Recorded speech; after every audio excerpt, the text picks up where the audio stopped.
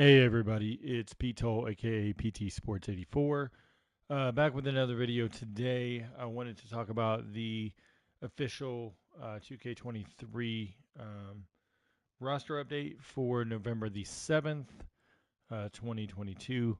Um, I saw a video this weekend. The Real 2K Insider had posted a video on his channel highlighting a bug that had hit the tendencies, specifically the 3 point tendency in the roster. And it came after the official opening night roster because a player was added to the spreadsheet in Facu Campazzo that was not initially on the previously used spreadsheet that the person working on the tendencies was using. Let me better explain that. Okay, so what's up, Terrence? Let me better explain how that works. For those that aren't aware, I guess it's been enough time. It's been a few years. Uh, I had done some tendency work in the past um, in a official capacity.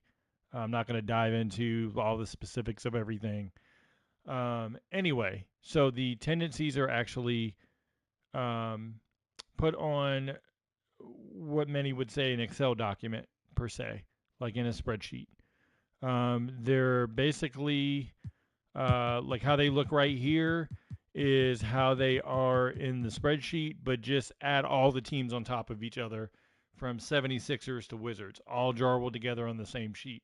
So all these tendencies are just jarbled together. They look like a bunch of numbers, so to speak. So, with that said, and I did it myself. So I'm not gonna sit there and blast somebody for the mistake. Yeah, similar to Redditor, but actually, yeah, more or less like Redditor. Um, except Redditor was spaced a little bit better, so to speak.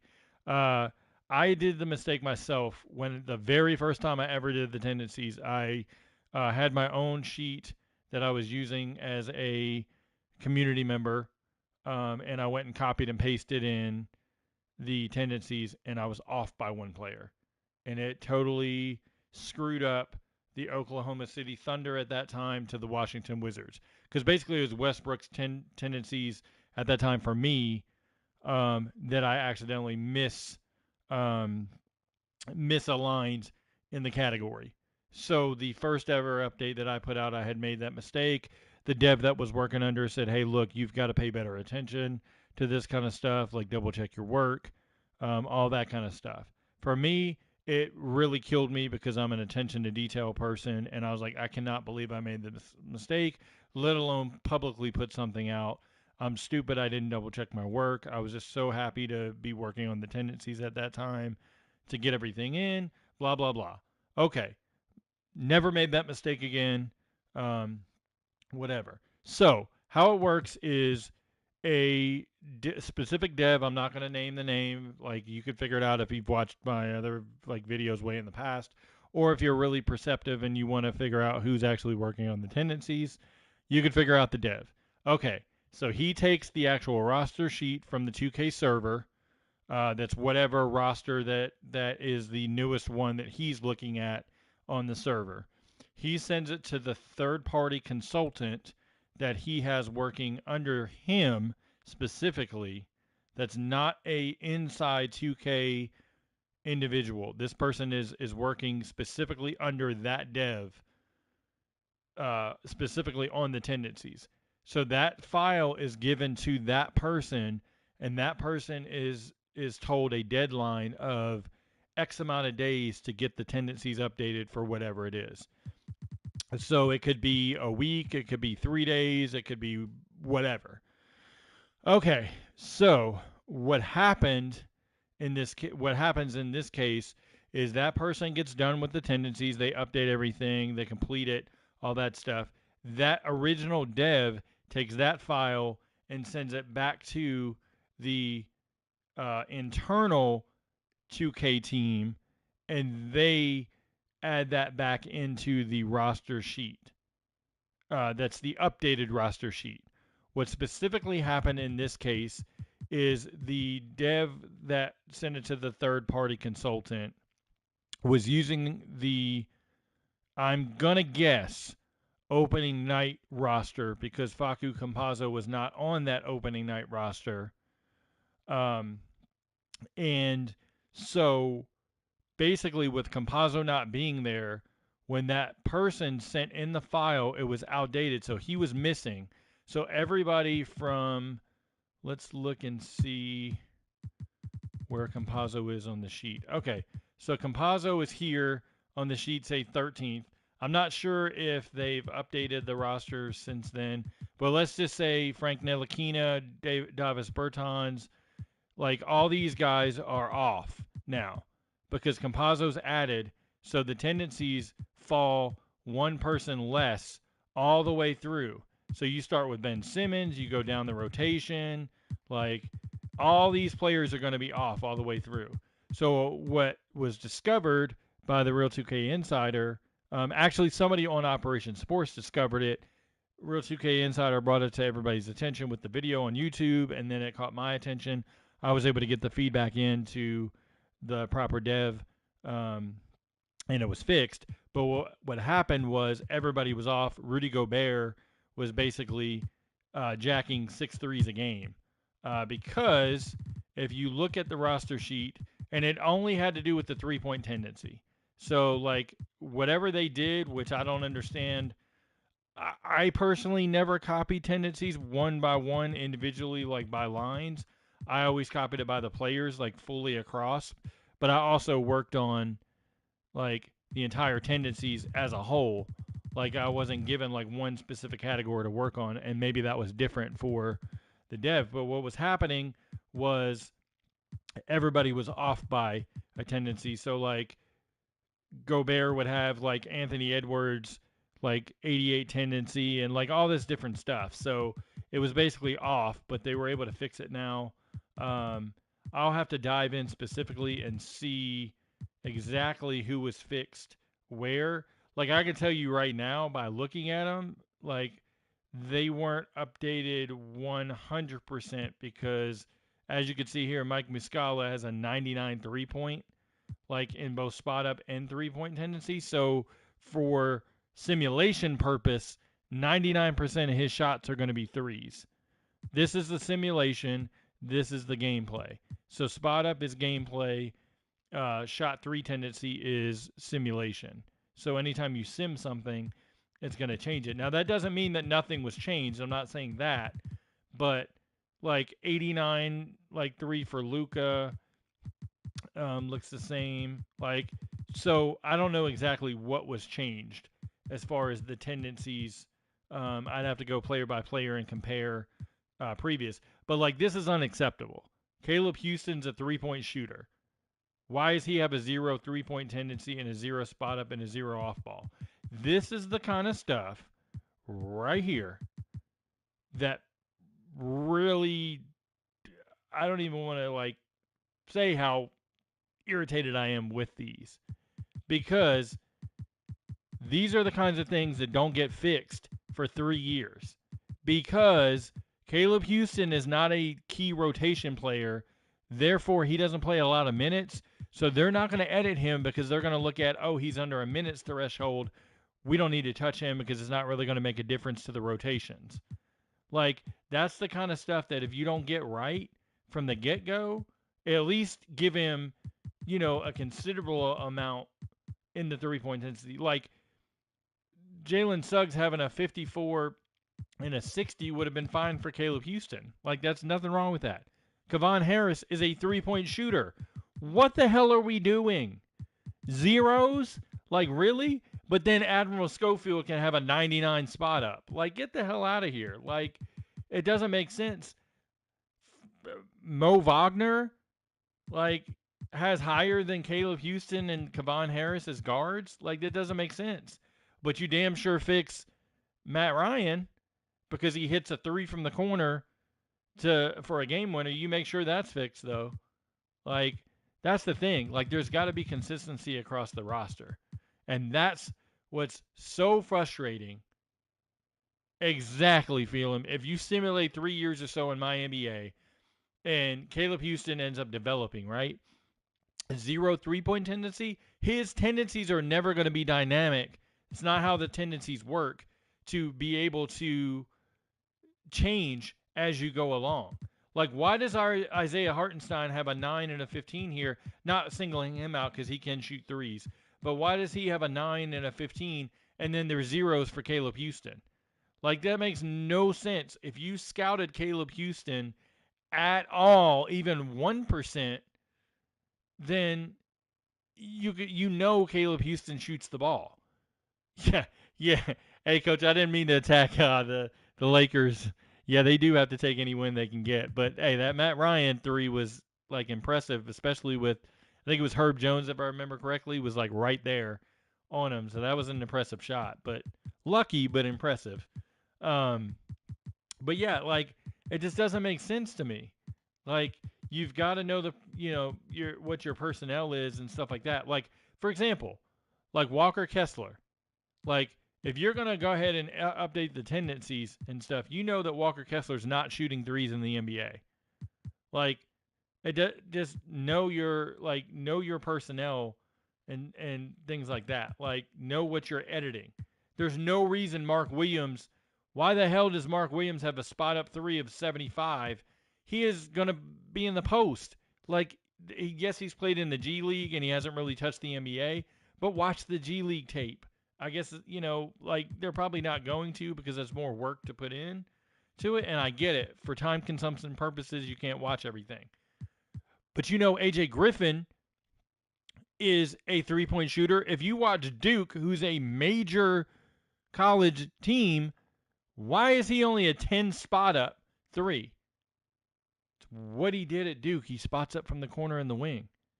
Yes, he does drive and score, but it doesn't make sense. Jake LaRavia, same thing. He shoots threes. Not all the time, but he can shoot more than spot up at 10% or 23% on threes, or 23% of his time on threes. It doesn't make sense. And David Roddy is not a three-point shooter. He shoots in the mid-range and out of the post. And he's higher than Jake LaRavia. Know your personnel. What is Kenneth Lofton Jr.? What did he show? In the G League, the Memphis Hustle game. What does he showed in the summer league? At least give him a 10. He could shoot it some of the time. If you're gonna do player 1, then you got to do player 17. It doesn't make sense. Spot up drive. So what happens with spot up drive? It basically determines if you're going to shoot it on the spot up versus if you're going to spot up and then drive to the basket. The cut to the basket, essentially, that tendency, if you do spot up versus cut, there's a tendency here. Where is it? Some of these are just kind of all over. There we go. All right, spot up versus cut to the basket's transition. So, shooters, obviously you want higher because they're going to spot up. Anybody that cuts and doesn't shoot threes in transition, you want lower. So basically, to me, it's your bigs you want lower, your guards, perimeter shooters you want higher. Same with roll versus pop. The lower value you go, 0 means that they're going to pop on everything. 99 means they're going to roll on everything.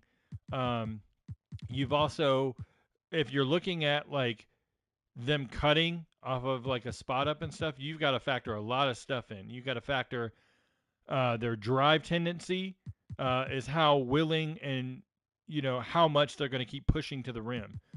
Guys that have a 99 drive are going to relentlessly hunt getting to the rim.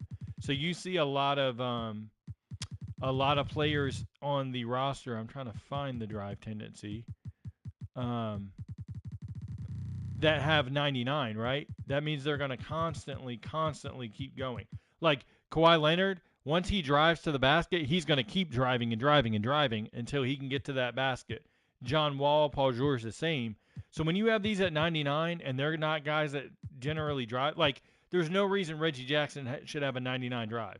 He's not relentlessly driving to the rim because there's times that he's going to do a dumbass pull up and jack a shot when it's like the worst possible moment for them to do that. Like, those are the things you got to factor in. The drive tendency there. The spot up drive is how often they're going to basically drive off of a spot up. You also, if you have somebody that does drive, like they pump, fake, and drive, you've got to make sure you factor in the triple threat tendencies of the pump fake, and basically show the animation of a pump fake drive, and then a score is going to happen. Also, you have to factor in when you do the 99 drive, like they're going to constantly drive. Sometimes you can factor in the finish, attack strong versus the dish to open man, because they're going to constantly drive. But if that dish to open man is high, they may kick that off to a big that's wide open down low for a dunk. So there are times that a 99 is put in position for the drive tendency, but they also have that dish high. So, yes, the spot up could be 0 in transition because that's how you get guys to dunk. So, like, let's take Zion Williamson, for example. Zion should not have a high. I'll even look at Zion just to give you the prime example, because I'm a visual person, so I have to look at everything visually. Okay, so let's take Zion, for example. What's up, Carrie? Let me look at his drive. Okay, so he's got a 99 drive, which means he's going to constantly drive to the rim. Tell me, why does he have a 99 driving layup? Zion Williamson? Like, 99 layup, right? But then let's go over here. 85 driving dunk. This is Zion Williamson. Why is he at a 99 layup versus an 85 dunk? This is Zion. Like, doesn't make sense to me. That's number one. That's the first thing that sticks out. Number two, let's look at...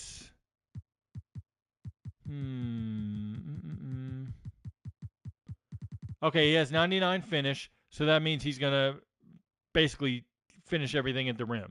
But that dunk and layup, that means most of the time he's going to go in for a layup versus powering in for a dunk. Now, his badges change that some, so that doesn't necessarily mean the case, but if you took away his badges, like that bully badge and all that stuff, that means he'd do soft layups based on versus a dunk. But because he has the badges, it elevates his dunk ability, and hence why he's going to dunk with flashy dunks and stuff like that. But in the case of taking away badges and just looking at tendencies, there's no reason that 99 layup should be there. Like, that should be less than the dunk tendency, just so he's constantly dunking. Okay, now let's look at Zion in transition. He's got a 5 in transition, spot up versus cut. That means 5% of the time he's going to spot up when they're running down the floor. I personally would put this as a 0, but let's look at something else, his own teammate. What the hell is wrong with this right here? Why do you have one of the best three-point shooters on the team in Trey Murphy III at a 0 on spot up versus cut? This should be 99 because he's going to spot up in the corner of the wing and he's going to shoot it. That's what he does best. He is their sixth man this year. He should be at a 99. Like, there's no reason for that at all. You also, in this case, for non-shooters, like a Jose Alvarado, you want to make sure that he's not spotting up constantly because he's not going to shoot threes on the spot up in transition. In transition, he's passing that ball ahead and running the floor, so he's not looking to spot up. Devontae Graham is a three-point shooter. You can at least up him to like 35 because there's a possibility that in transition, he could end up being off the ball as the 2 guard and be in transition to be able to shoot. He's not looking to drive to get to the rim. But they got Willie Hernan-Gomez at a 35. He ain't shooting threes. Like, what are we doing? Like, this is where they don't pay attention to the small things that make a difference. The categories like spot up versus cut, roll versus pop, drive, spot up drive, attack strong on drive, and pass out on drive. Those are very, very important because that's the main gameplay mechanics as far as tendencies go. Now, badges have taken a big step forward in the past 3-4 years as far as how much they impact gameplay and things like that. Like, it just doesn't make sense, like, when you're looking at players, why you can't go through these and just get those things right. You don't have to have everything 100% accurate. I don't expect that. Nobody in the world, unless you're like a computer, like automated system that goes off of data that's put input, is going to probably get that right, because user error is going to happen if you're not watching every player in every game, every situation. But and I'm not going to say I'm the perfect person for the tendencies either, because at the end of the day, I have my own philosophy, so to speak, as far as tendencies go versus maybe someone else. But I can at least clean up the data of how often somebody dunks, versus when they don't. Because, like, there's a scale here. Like, it should be 0, 40, and 80 as a max. So 0 is the minimum, 40 is the average, and then 80 is the maximum. But you can go higher on a scale if you really want to get like a driving dunk, a guy to make sure he dunks more than anything else. Their scale may have changed in the last couple years. I don't know. I'm not behind the scenes to know what the tendencies, scales have changed to. And my speculation, the person working on the tendencies is probably going off the same notes that I created when I no longer did the tendencies, that the next person worked on, and then that next person added to give to the current person. So as far as I'm aware, there's been 3 total people, including the person that's currently in the role, working on the tendencies under that specific dev. That should tell you what you need to know as far as if 2 people previous are no longer working on it, there's a reason why, and at the end of the day, it's two-sided for all 3 individuals, I think. Like, I can't really speak for the second person because I don't know everything, but in my case, it was a two-sided thing. One, I had my ideas of how some things were done. 2, I asked for clarification, wasn't given that clarification. And then 3, it came down to communication and just, overall feedback and just feeling like you're being heard, so to speak, in a sense. Like, and that's not to trash that particular dev at all, but at the end of the day, you got to look at more than, let's look at the top 7-8 players on a team, and we'll get to the other players later.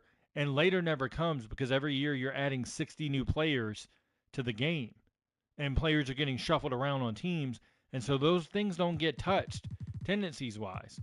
So, like, one clean sweep of the tendencies over a couple week period of just like, hey, like, I found out that, like, Caleb Houston has a 0 here. Like, let's clean that up. We may not have the exact data right now because they're a rookie, but at least we can make it respectable that, hey, if he improves on that by next year, hey, we can look over the summer and really take our time diving into the data. But for now, we at least make him a respectable shooter, not a 0 in the tendencies. So, like, it just doesn't make sense. And then what the main culprit people have to look at for 2 things regarding the tendencies is the shot tendency here, is the simulation tendency, how often a player is going to shoot the ball in a simulation form. And then touches is how often the player is going to have a play ran for them. This couples with series and it's series and freelance and stuff like that. A lot of that stuff, series and freelance, has some hard-coded stuff in it. So no matter what you edit in these 2, it's not going to change as much as you think it's going to change. But you can at least get these right. Like, All right, let's take the Pelicans for example. Let's just use them real quick um, as a quick example. All right, so we know Herb Jones is not a shooter. This is fine here. Dyson Daniels is not shooting the ball constantly in a simulation. So his 75 right there should probably be about a 60. You want Larry Nance upped a little bit because he is going to shoot some shots inside, easy putbacks and stuff. You want to make sure that you're looking at the rest of the roster as a whole. Why is Trey Murphy only a 45? He is shooting the ball constantly. Jose Alvarado shooting more this year. Devontae Graham throws shots up, but he's not getting plays ran for him 70% of the time. So he could probably lower to a 60, whereas Murphy can go up to a 70. You're looking at the plays here. Why is McCollum higher than Williamson and Ingram? They should be about the same, so that way they can split tendencies or split shot attempts across the board. Like that makes better sense to me, in my opinion, in simulation. Now, what I started this video for was to do a daily update on just going through like kind of what's changed in the roster. I'm going to go real quick because this is like a minor part of the roster because I got like 3 other things to go through. Injury designations were added to the roster today. James Harden's out with injury. He's out like a month. We've got Kawhi Leonard's out, no timetable to return, so he's out. In this case, Luke Kennard and Paul George could swap essentially. Now that we don't know when Kawhi's coming back. Like to be honest, one injury that was missed, and I don't know how much time he's going to miss, is Gordon Hayward. I personally would have put him out if it was me on this update because of his shoulder. I think he could miss like a week of time. He's constantly getting little minor, bumps and bruises every year. We've got Mitchell Robinson out with the ankle. Next, we go over to the other thing is what also irritates me. They will not switch LeBron James to power forward. I don't know what the deal is with not moving LeBron to power forward. It just won't happen. If you look at the Lakers and LeBron, I would be shocked if he ever goes down from a 96. They just will not remove him like from being a 96 in the game. LeBron could put up 5 points a game and they wouldn't drop him, but you better be sure that they're going to drop Russell Westbrook. Like, I'll say this, if Russell Westbrook keeps up his pace that he's playing off the bench, he damn sure better go up to an 80 in the next roster update. Like that comes not this Thursday, but the following Thursday, which is the 17th, I believe. So looking at it as a whole, like that just makes sense as far as, an overall. Like they've got to change the position. Like Jalen Suggs has been playing point guard. They didn't change Bol Bol. Like the best thing would have been to put Bol Bol at small forward. Because, and the reason I say put him at small forward is because when, the team's back healthy, either he continues to start and they shift Wagner to shooting guard and then Suggs goes down to point guard, or they keep Suggs at the 2, Wagner plays the 3, and Bol Bol's the 6 man because Banchero's locked in there at the power forward spot. So that would have made sense to move him to the small forward. Other injuries as far as the roster goes, obviously, Kyrie Irving, we know, suspended for at least 5 games. He's got a list of things to go on. You can say what you want as far as whether that is right or wrong. Like, I agree with half of it. Well, less than half. But it is what it is. Like, he was wrong in not saying, 100% without a doubt. Like, that's my opinion. If you don't like it, I'm sorry, but that's my opinion. But at the same time, some of the hoops he's having to jump through, like we know like Joe Tsai doesn't like him, and he doesn't like Joe Tsai. So why are you meeting 1-on-1? Like, what is that going to accomplish? This is going to be back and forth of, hey, he's not getting what we're saying. We're going to continue to suspend him. Like, whatever. So it's just drama that's unnecessary. Now it's also led to Ime Udoka will not be hired more than likely until the offseason for the Brooklyn Nets unless a lot changes.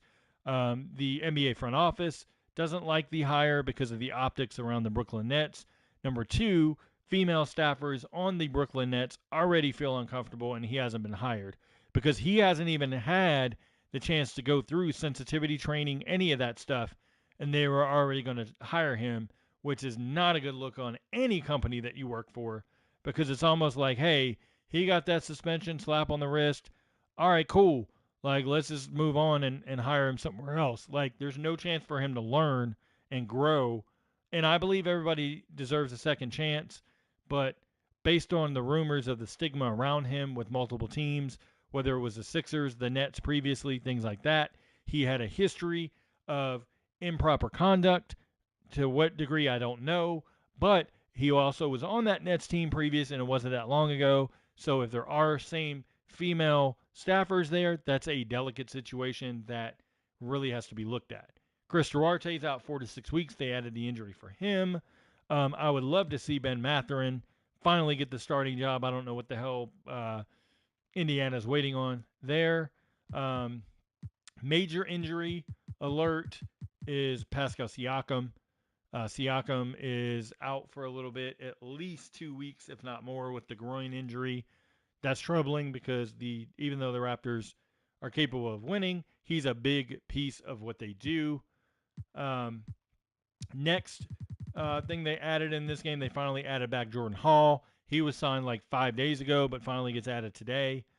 He's more of a point forward, so you could technically put him at small forward if you wanted instead of point guard, but he did run a lot of point guard in Summer League for them, so maybe that's kind of where he'll slot. We'll see. Cam Johnson, torn meniscus. They already were missing Jay Crowder.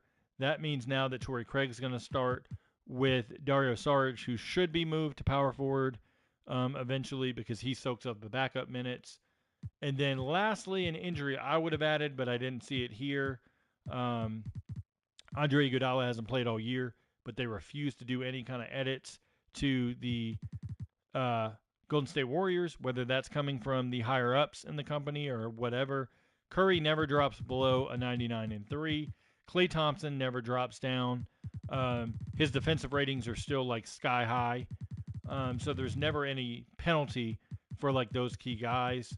Draymond Green the same. There's not a penalty for his defense, kind of lacking this year as well. It just seems like they're favored a ton, and I have no qualms in saying my speculation, not what I know for a fact. My speculation is that the Golden State Warriors have a little bit of a favorite in some of the editing, so to speak. And so to me, that's a little frustrating. Damian Lillard's injury designation was taken off because it's anticipated that he is going to play tonight for Portland. All right, so that covers all of that. Next topic I want to get on is the ratings topic.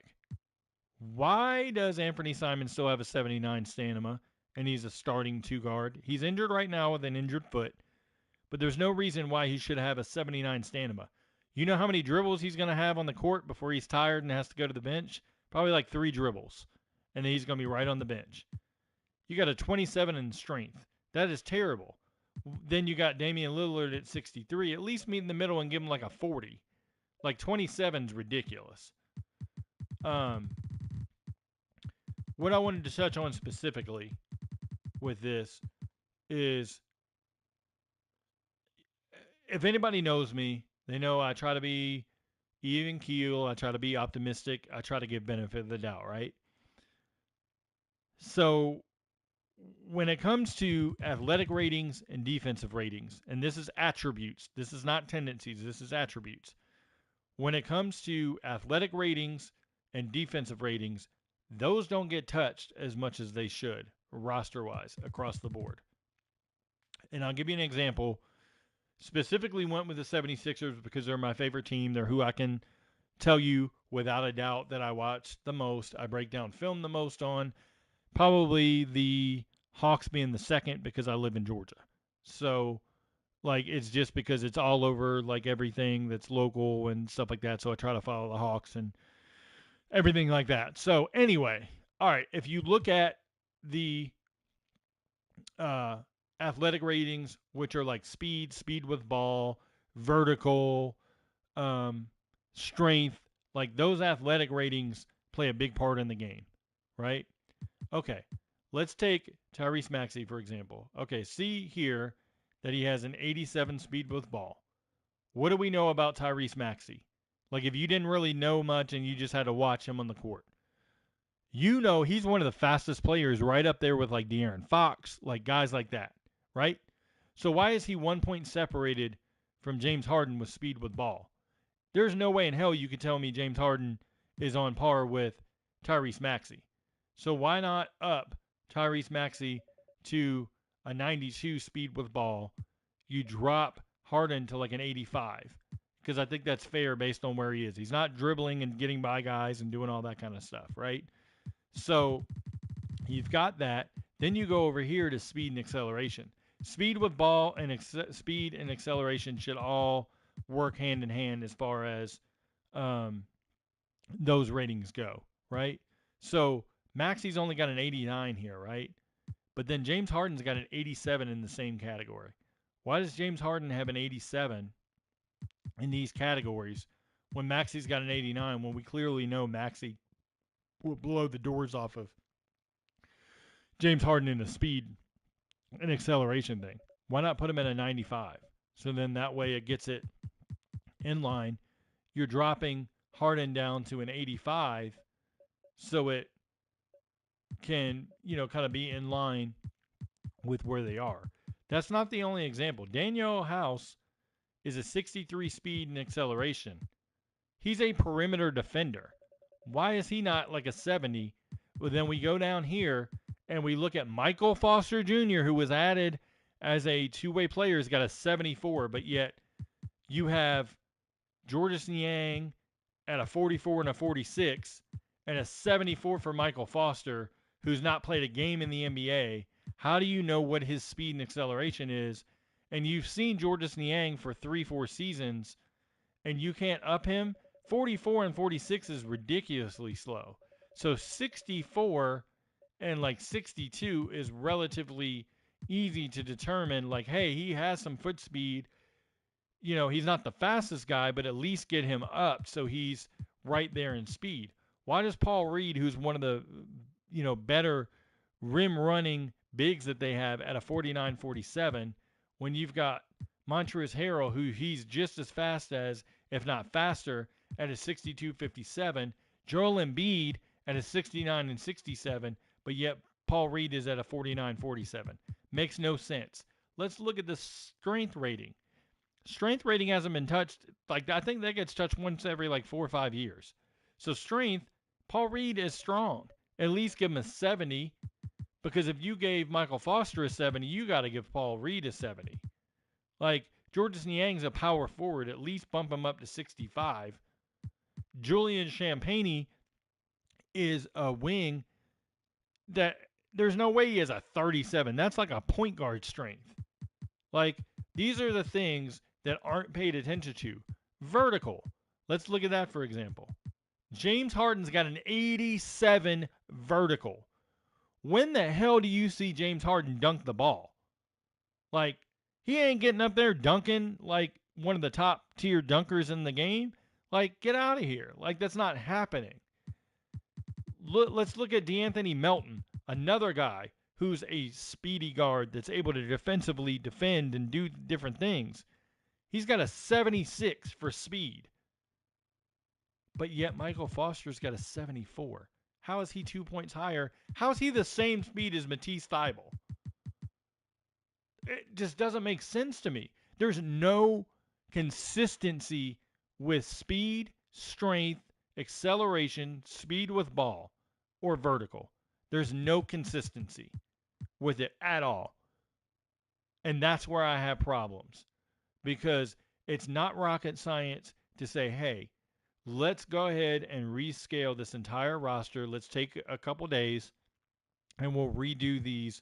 We haven't, you can be transparent and say, hey, look, we update these every 3 years, whatever. We finally put out an update and we've updated it. Like, boom, you're done.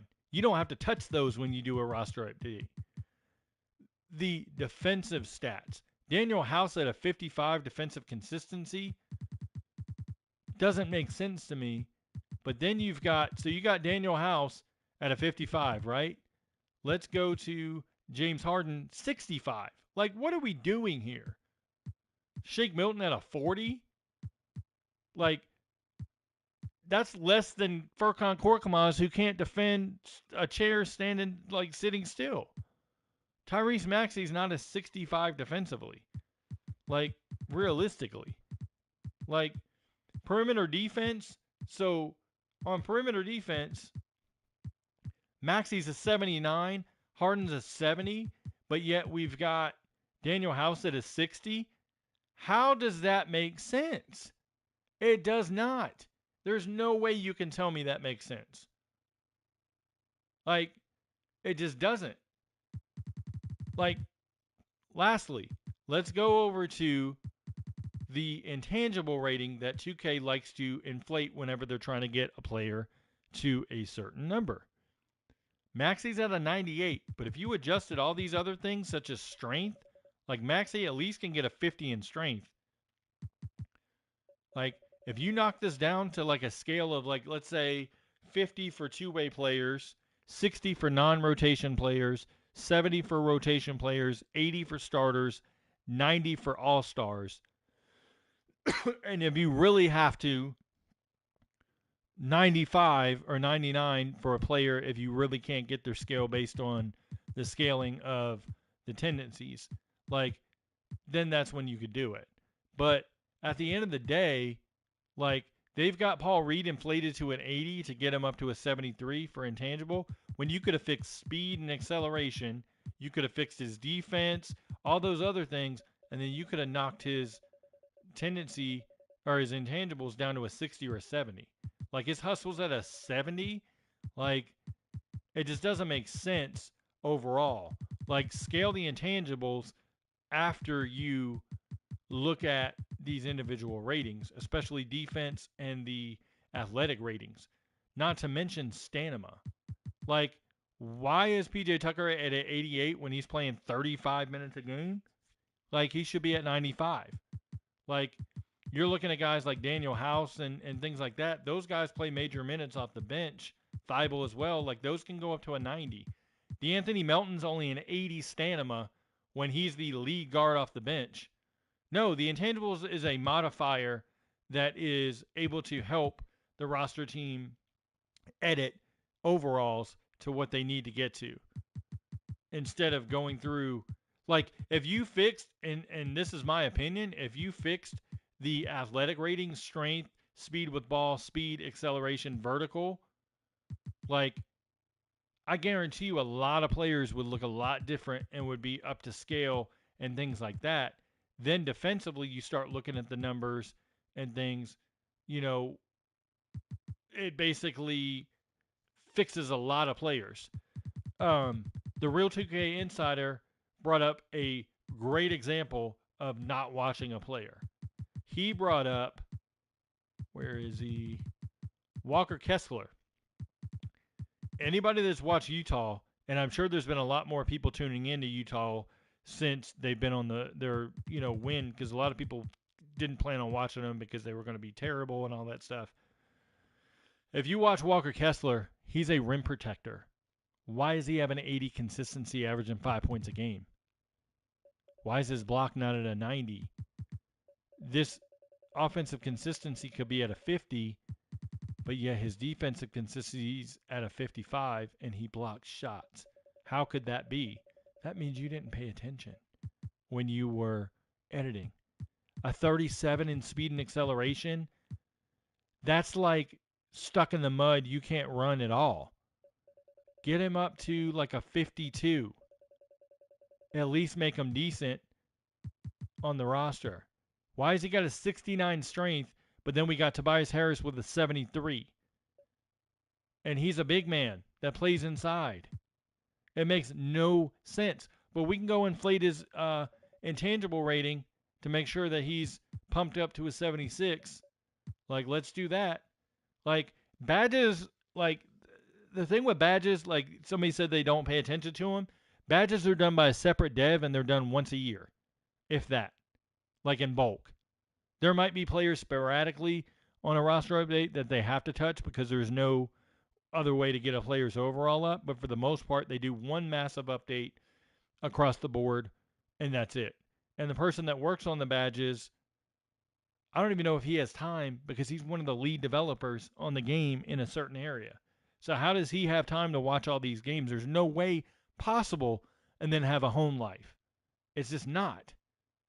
Like, it's not possible. I wouldn't be able to do it. And I like watch basketball every day, and if I can't watch the games, I watch the condensed games, write notes, and then do these videos because I actually care and want to pay attention. Like, and that doesn't mean, oh, I want to be hired by 2K. Like, hire me today. I'm right. Everybody else is wrong. That's not what I'm saying. It's look at things across the board and say, hey, we haven't fixed this in 3 years. Maybe it's time we do a massive update. Is there anybody that maybe we could reach out to or do a community post and say, hey, we're trying to update these things. Is there anybody that you'd like to see updated? Blah, blah, blah. And get consensus feedback. Like, it's not hard to do. But when you're updating 5, 6 categories every roster update and that's all that's getting touched, like outside of a few players here or there, that's not good. Because at the end of the day, people are going to start looking at what are you doing all year long as far as the roster goes. Like, I get my team responsibilities. I get other areas behind the scenes that don't always make sense to the average consumer because there's other departments that make decisions. There's other departments that have to be worked in on updates, things like that. But when it comes to these ratings and what you touch and what you don't touch, that should be a collective decision among the roster team as far as, hey, we don't ever touch these specific tendencies, speed with ball, speed, acceleration, things like that. Let's go ahead and work with Mike Wang, who does gameplay, and say, hey, this is what we're proposing to change. This is who's changing, blah, blah, blah. And then you could work with whatever element they have, whether it's a player that has a higher burst behind the scenes because they need to make that player faster, they need to lower that. Whatever they need to work on to get that player right is what they need to do. But you can't sit there year after year after year and never touch Steph Curry or Klay Thompson at all and then say, oh, yeah, we put him down one tick. We put him down from a 96 to a 95 because we lowered some other attributes. But no, we're not going to touch his 99 three-point shot, at all, or his draw foul of a 94, but we'll basically say, all right, well, we knocked him down a point. Like, that's not doing the consumer and the community a service. That's making you look really bad as far as what you're touching and what you're not. Instead of looking at it objectively and saying, hey, we may not be the best all the time in this area, but we're going to be transparent and say, hey, we're going to fix this. We're doing our best we can, blah, blah, blah, and go from there. Because my thought process is if you come out ahead of something and you say, this is what it is, these are the limitations we have, this is the time frame that we usually use to update something, that cuts out a lot of that noise. This never gets updated. It's like, okay, well, we know that they're going to update once a year, so let's, temper expectations. We may not like it, but at least we know where they stand. And that would go a long way. They just stay radio silent and never say anything. Or feedback's given and they don't write back. Like, not in my case, because a lot of the feedback that I give does get put in, and I'm grateful for that. I'm not going to sit there and say they don't do anything, because that's not true.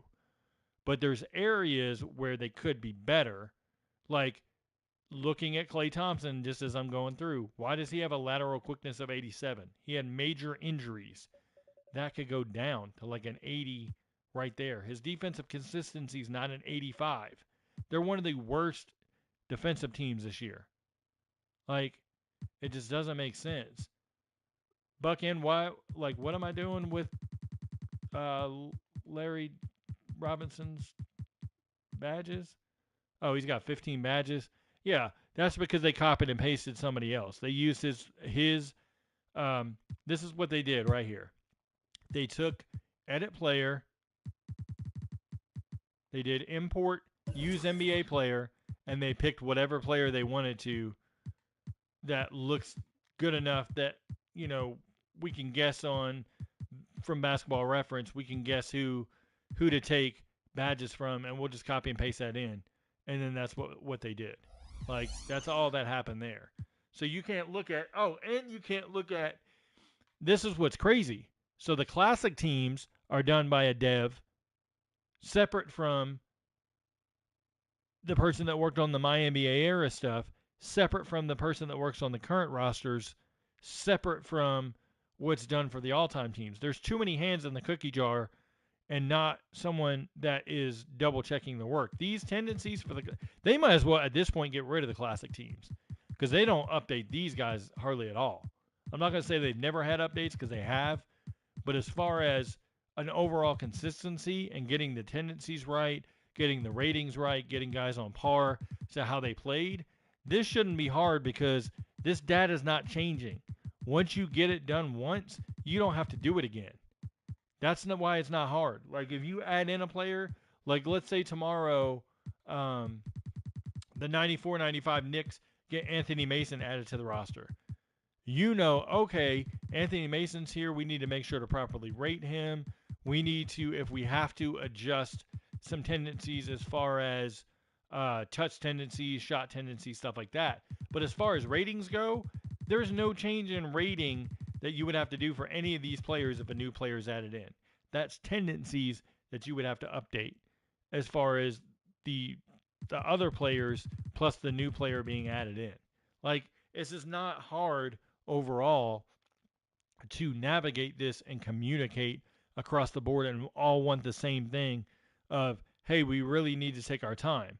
And for me, personally, having worked on the tendencies, I know how much of a grind it can be to sit there looking at a spreadsheet and you're banging your head against the wall because you're like, damn, I have to have this done in a week, and I was given the sheet late, and now I'm trying to figure the scale out. I don't really know what I'm like doing per se. I'm just guessing.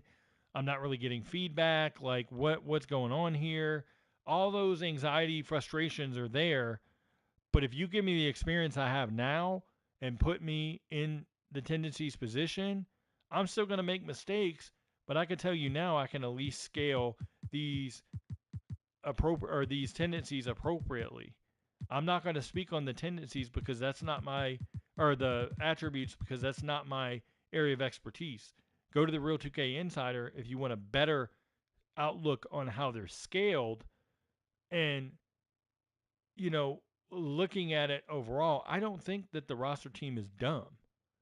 I just think there's a lot of time consumption issues across the board of we've got so many other areas we've got to touch. We can't get to this, and this as fast as we'd like to. But at the end of the day, that means that you got to get some help, whether you can hire somebody on, whether it's part-time or, hey, I got to cap you at 25 hours a week. Can your responsibility is to take the data, copy and paste it into a sheet, and then highlight who should be biggest movers up or down, and then we'll go in and we'll fix the ratings and stuff like that based on your feedback. Like, that's how it should be. Like, you could have somebody pull all the data collection stuff for you, so you're just basically, look, everything's in one place. We can make the edits based on how we scale this, and this. Like, it's easy to do. Now, something else that's bothering me with this is there's player renders, and this is the last thing I'll say before I end the video. There's player renders that are in the current rosters that are current, what do you call it? I guess old gen versus new gen. They're in the old generation, and they're not in this next gen version. Oliver Miller has his proper face that was done um, by one of the 2K artist developers, and he knows who he is. Basically, so that render was done a year ago, and it was added to the current, you know, current NBA 2K23, the old gen, but it wasn't added to next gen. Is there a reason why it can't be added? Is there some kind of bug in the code or something that won't allow you to add it? Because why is it added there and it's not added here? Same with um, John Long here. John Long, I know there's not an issue because John Long was added to the NBA Eras roster, but he wasn't added here. So that tells me you didn't type in the ID number here on the spreadsheet. There's a 4-digit ID number that goes for the player IDs that they can type in, and it changes that face from generic, which is a 1, to that specific player ID, and it puts in John Long's face on that roster. There's no reason that we're 5 years in to the 85-86 Bulls and Rod Higgins is still on this roster if you're going up by the end of season rosters when he was waived in March of 1986. There's no reason he should be here. Focus that time and energy on getting Orlando Woodridge or Jawan Oldham or Quentin Daly, like guys like that that are missing for the roster, and then get Rod Higgins off of there. Like he should not be there on that roster. Like, so those are the examples as far as the classic teams go. They have Gary Grant here. They added his face done, by that same dev that that's working on the artist stuff. It's added here, but it's not in the Eras roster for the 91-92 Clippers. Like Winston Garland is not updated in the what is he, 91, I think. So 91 Denver Nuggets. Winston Garland is a cap render. How you know is the appearance tab shows right here. When they're a face scan or an artist render put in, that appearance tab goes away. So Winston Garland has his face on old gen as well. But he's not here. Same with Terry Mills. He has his face added on old gen, but he's not added here. From 2K's standpoint, you could see it's a matter of they just didn't type the IDs in that, basically, hey, we missed it. Look at, for example, the Lakers. Tracy Murray was also added into the patch notes, but he's not here. No update, but he's in current or old gen. Raja Bell gets a face update here, but doesn't get a face update for the classic teams. Same 02-03 team as well. And the 2000-2001 Sixers. He has that old crusty PS3, Xbox, 360 face from years and years ago. This is the updated version with the tattoos and stuff. Not to mention, you get to players such as Kenny Thomas or who was the other one? It was Kenny Thomas and Ruben Patterson for the Trailblazers. They don't even show up in the roster, but they were added to my team or the patch notes, whatever. Ron Artest the same. Ron Artest nowhere to be found. And then you expect people to not complain. And there's no reason behind the scenes that you can't say, hey, Ron Artest and Ruben Patterson were added to my team. Exclusive for 30 days. So coming in 30 days, we can add them to the roster update. Why can't you do that? Or 45 days or whatever it is that you got an exclusive deal where it's like, hey, we only want them in my team because we want to utilize people buying packs, whatever. We'll add them after the fact. Why can't you transparently say that out loud and then have them in the roster update in 45 days? Then that eases roster editors to know, hey, it is coming. We just got to relax and wait. That's cool. Thanks for letting us know. Boom, you solved it. You don't have 1,000 messages saying 2K's lazy, blah, blah, blah. Like, you're transparent ahead of something. Like, there's no reason for Raja Bell to get updated here but not get updated in other spots. There's no reason for the historic draft classes to have so many missing players in them. Or players like, let's take for example, I'll give you a good example of players here that, let me get in ABC order. John Thomas, who has a generic cap, but it looks decent on the 99 2000 Raptors. Here he is again in the draft class, and he's a generic bald guy. Like, it doesn't make sense at all. Like, you're not updating draft classes. You're not adding players that were added back in. Like 99 draft class, there's no Andrei Kirilenko here.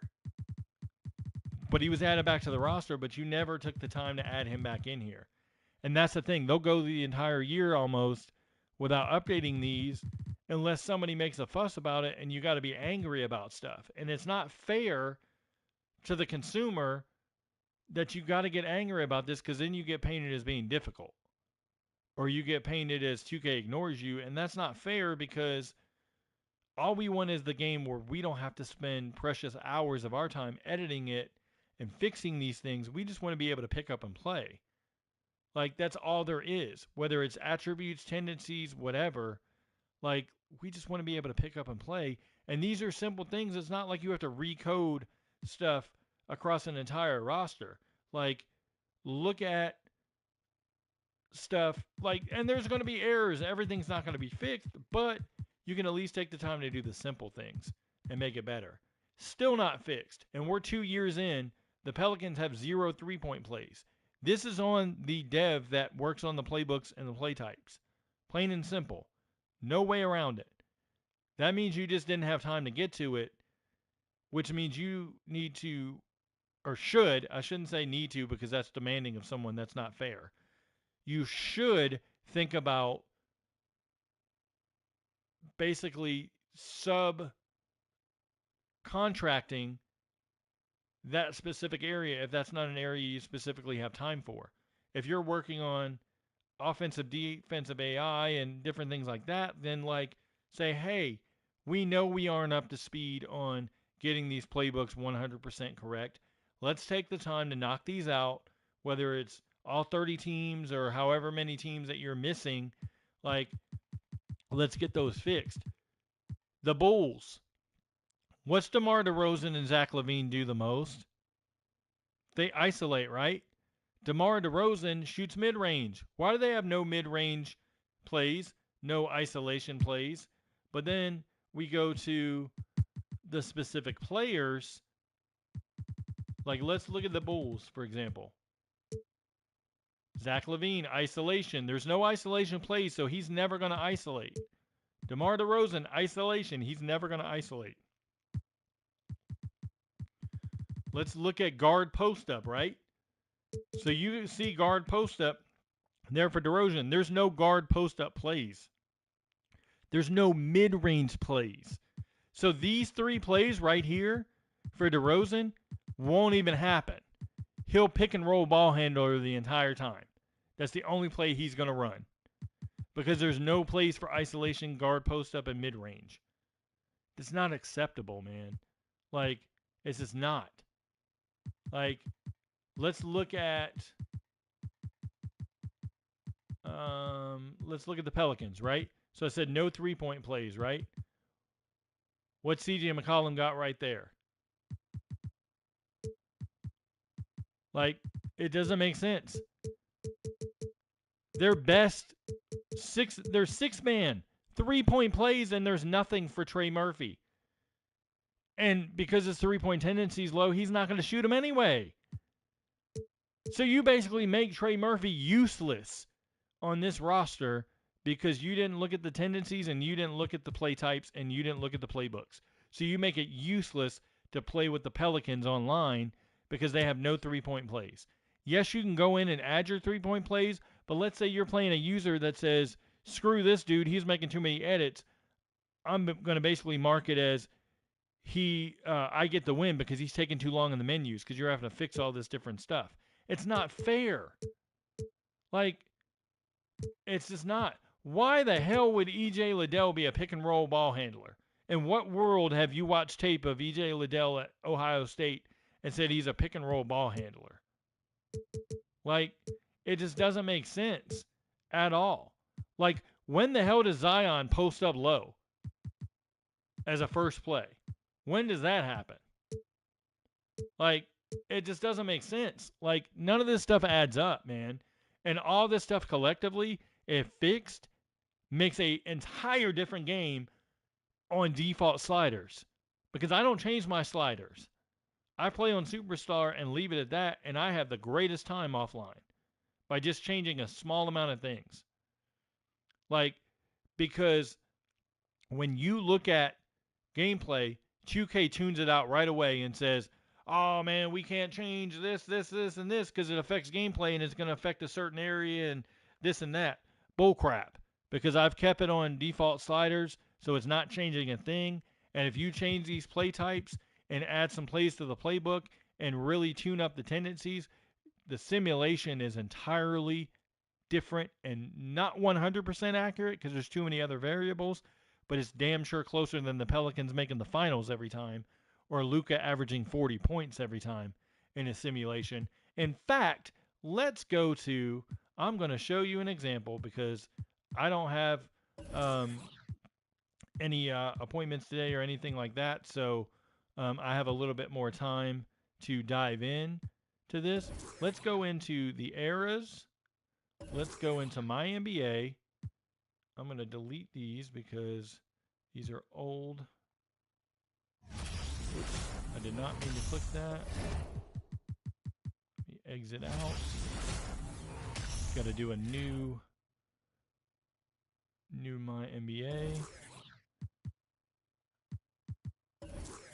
Alright, so my NBA. I'm going to delete.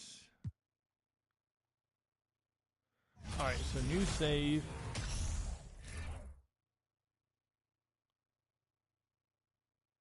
Just waiting on the menu to come up. Doing modern era. Gotta wait on all these loadout screens and everything else. I just want to show an example of what this is going to look like whenever you go into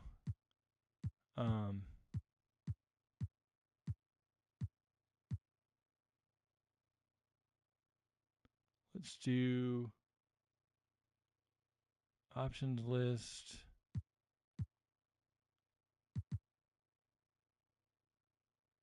It says season has not started, so it won't allow me to toggle that setting. It's only doing the regular season. So I thought it would let me do from start today, but apparently not. Oops. Shoot. I'm going to put it on simple so I don't have to do a lot of the core features and stuff like that. All right, so we go through. I'm going to select all.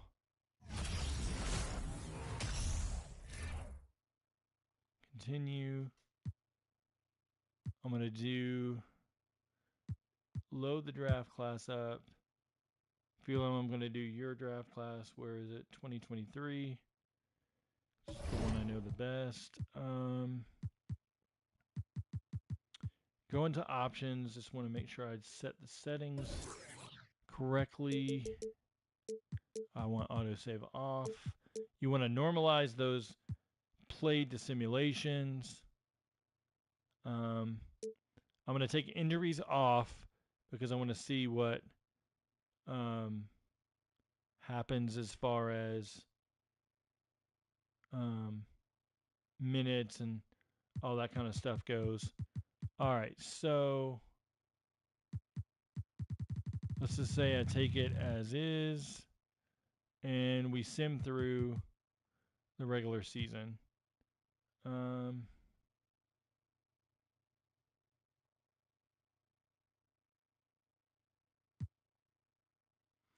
There's probably going to be 1,000 options that pop up, but hopefully not as many because I click simple, so I don't have to do all that other stuff.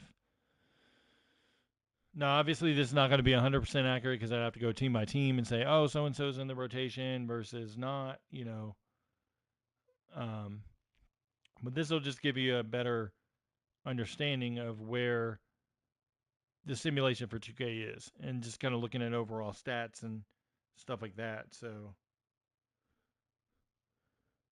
hopefully it simulates at least for the most part. And I guess I could have set rotations and done all that stuff. I may do a separate stream coming up, setting rotations and doing a custom roster and then edit that in um, just to see what change that does. Would you like to stop? No. But I just want to give a general idea of this is what the regular season would look like if you just simmed it, whatever, um, and go from there. Like who would make the playoffs versus who's not going to make the playoffs, stuff like that. Because in previous simulation, the Pelicans were winning the championship like 6 out of 10 times. Like, so I don't know how you want to take that, like, whatever.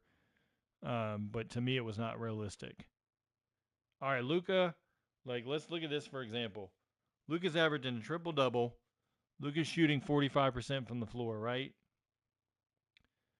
So when we look at that, the culprits to this are where is a couple things. His 3-point rating is a damn 87 for Luka Doncic. 87.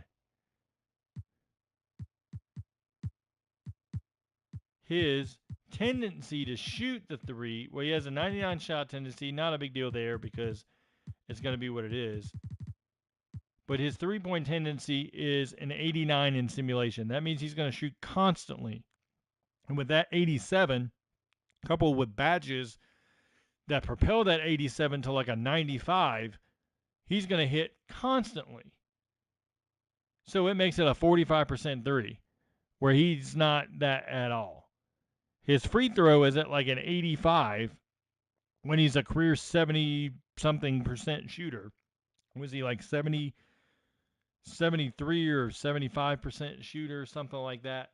He's averaging 12.7 rebounds because nobody else on the team is rated high rebound-wise or whatever. And they also don't take into account when they're doing simulation that Christian Wood would be their sixth man. Like I'm looking at the All NBA teams and stuff right now. Like these are decent. Like I could see some of that. Why the hell is Luka on an all defensive team? When the hell is Luka play defense like that? There's no reason for this. Like I could get with these guys defensively. Like that's fine. Ben Simmons, they're not going to take into account that mentally he's just down right now. Rookies, all right, those look right. Those are probably what. Well, Jabari Smith, the way he's shooting the ball, who knows? But Matherin and other guys for sure will end up on the first team if things keep going to where they are. Where is? Why is it doing advanced stats? Okay, 18.4 points a game. Keegan Murray, 15 a game. Jaden Ivey, 17. Jabari Smith, 17. Paolo's got 19.8. Decent enough numbers. Second team, like, looks pretty decent to me. Like, they kind of lined it up for the most part. I don't know about Dyson Daniels. Maybe he plays later. You know, you got Tari Eason, Walker Kessler. There's no reason Walker Kessler's not a scorer. He's a defensive center, but as we know, we looked earlier, he doesn't, his basically offensive consistency should be flipped with his defensive consistency. Jalen Duren. Okay. All NBA first team. I guess. Like, let's go to season stats, player stats, and let's look at. I don't know about start today. That could be something that's specifically, um, like bug related. I don't know. Let's look at team stats overall. I guess. Let's look at Giannis. Like, see what I mean? Like the lower tier guys are rated low. Why? Answer me a question. There's a bug here. Why is there 82 games started that Middleton is played in and he only averages a minute point 6? Is it because the injury was on beforehand? If so, that's a bug because the injury should heal and then he should automatically start and then be reset and then he's averaging 20 some minutes a game. But it doesn't. That's a bug. Let's look at the Bulls. Lonzo Ball, same thing. He was out with injury, but then he comes back. He played 82 games here, 2 minutes a game. So that tells me you have to go in any injury roster.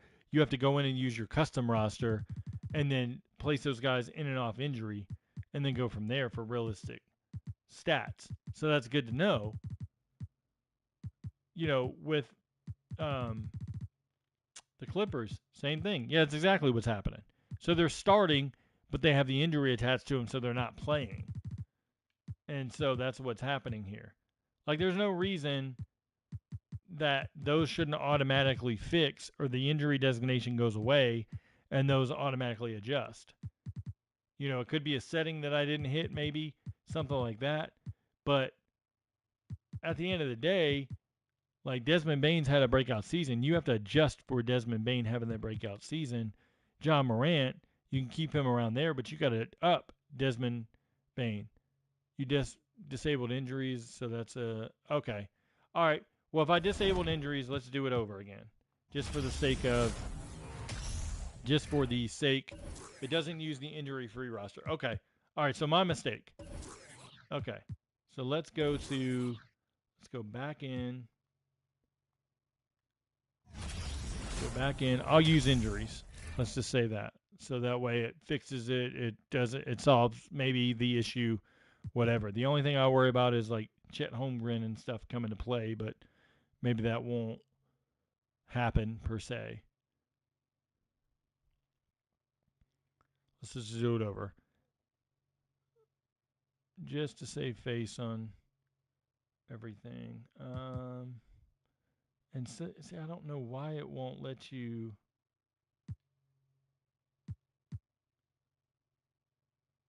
Start from the off season. What?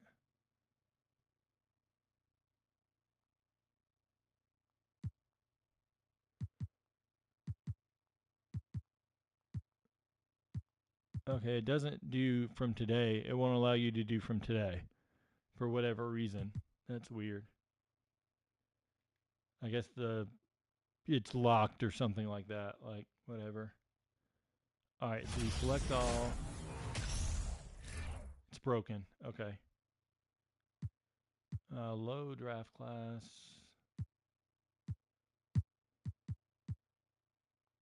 Let's see. All right. So, what do I think will cause them to change? I don't even think the competition. It's just that you've got to get these teams some help in the right ways. Communication to the community should be the first thing. Transparency and all that stuff. Be transparent. That's first. Internally, you've got to get these teams the proper help in the proper areas. If they're overloaded and working so much in a certain area, then you've got to contract out somebody that can help in another area. I don't know if they're understaffed. I can't speak on that. I don't work there.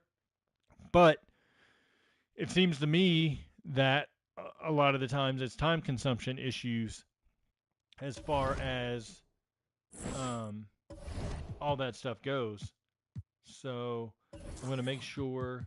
What's my thoughts on the alley oop meter? I mean, it's fine. I guess I'm not a huge fan of a meter for anything, but it is what it is. I guess. Um, just making sure I'm gonna lower the career-ending injuries because a lot of times you'll see those kick in and it's not good. All right. So now let's sim the season and see what happens.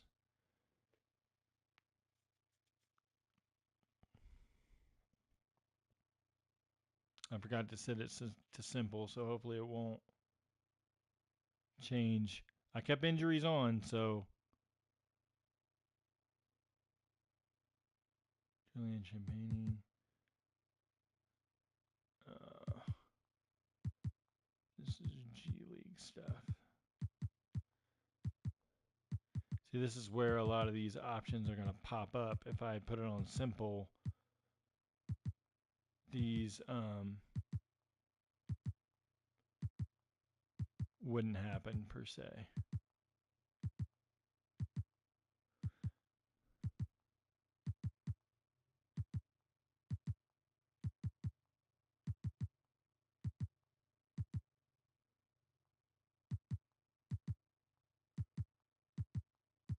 See, and now guys like Miles Bridges and stuff like that are going to get tossed into teams, and it's going to totally throw it off. So I'm going to have to do a custom roster if I really want to get like an ideal simulation. But what I wanted to do here is just kind of show the overinflation of some of the ratings. Um,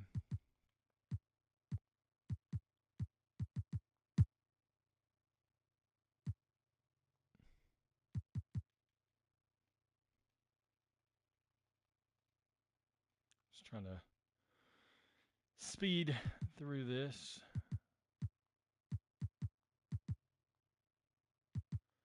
Yeah, this is going to be a nightmare. Constantly just toggling this. Jesus.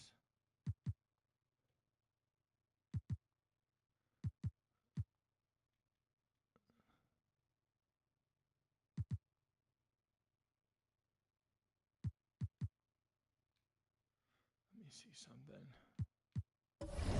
See if I can't change.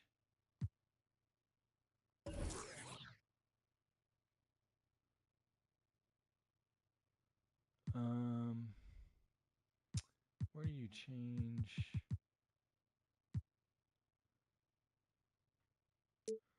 No. I guess you can't change. I guess you do. You can automate these, but I don't think these do anything with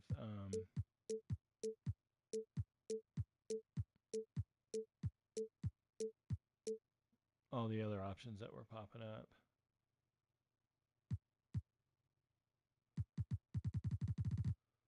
I don't think it changes anything.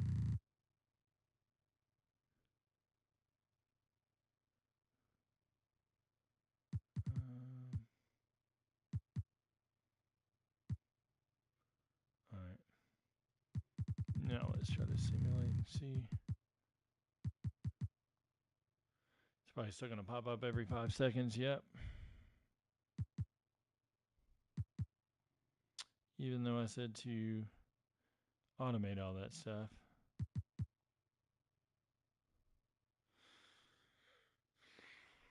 I don't know how some of these YouTubers do all these videos where they just do all these constant simulations and stuff like that. Like, how do you have the time just sit there and dive into what if scenarios and all that stuff? Like, I don't know. I guess that's why they YouTube for a living and that's their job. So it's a little bit different than working a regular, full time job and no.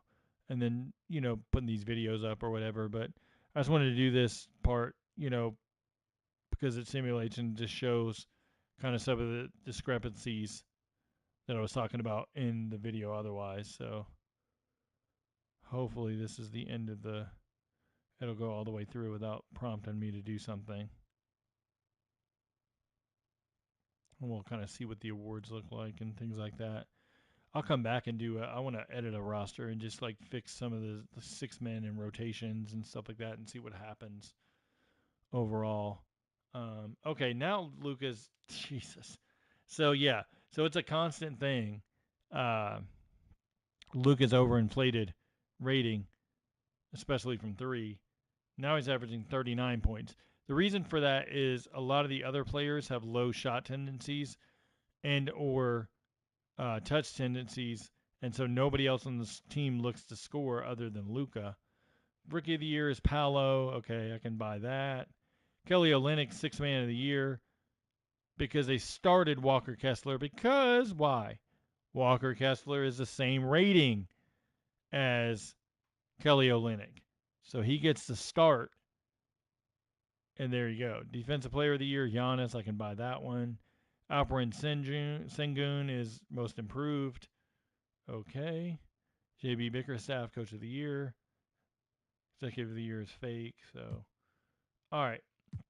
So we've got first team, Trae Young, 32 points a game, overinflated. And his is another example of the 3-point rating being extremely high.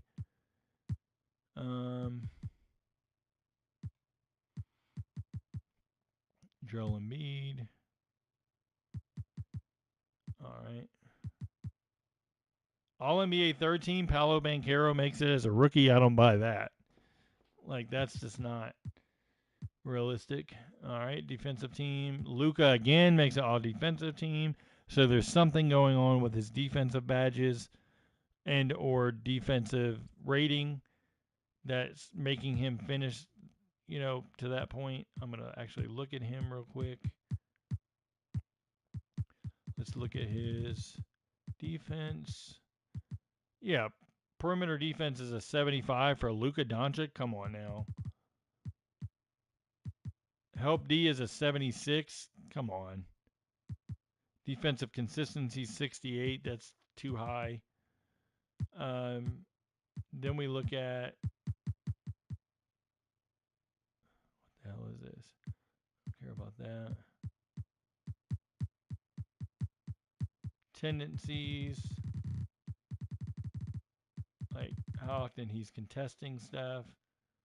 Like these are decent, I guess, at least.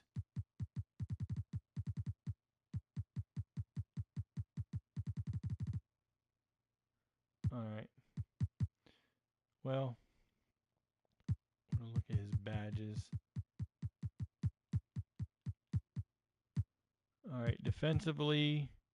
All right, he's got box out, beast, and rebound chaser. So it's not his badges. It's just the defense as far as how many minutes he's playing versus the ratings defensively that he has. So second team. All right. It's his defensive tendencies. I don't see where you see his defensive tendencies being high unless his so his contested jumper is his offense. So looking at, let's look at contest shots a 60. Yeah, that's too high. Pass interception 65. Steals. Okay. Just trying to look at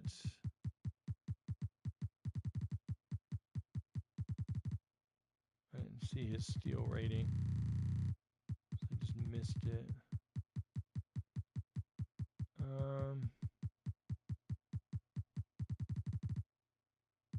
On ball steal is a 35. That's fine. It's the pass interception that's 65. Isn't his contesting is a 60.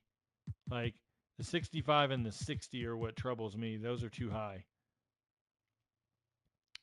But all right, let's go through rookies.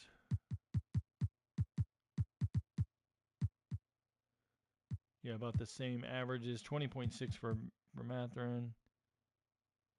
Yeah, the dish to open man is a 60. That doesn't make sense how he gets a lot. So they must have something hard coded to where he passes a good bit more because that shouldn't allow that many assists per game. Um, Overall, there's Walker Kessler again because of him starting with the 80 offensive consistency. He's averaging 12 points a game. That's doesn't make sense. Shaden Sharp there. All right. All right, let's look at the playoffs here. There's New Orleans again, 3. Minnesota's 2, and that's because Rudy Gobert's defensive ratings. Sacramento's 4. Like, Dallas is 1 because of Luka. Like, in the play-ins, the Clippers, Golden State, Denver. Over here, you've got Cleveland, the number 1 seed. The play-ins got Miami, Brooklyn, Washington, Boston. Come on now. But yet, Atlanta's 2 because of Trey's overinflation plus DeJounte Murray. Like, I don't even want to simulate this, but I will.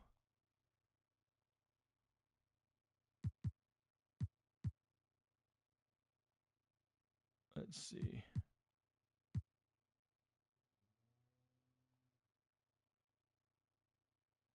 Is it going to be Pelicans?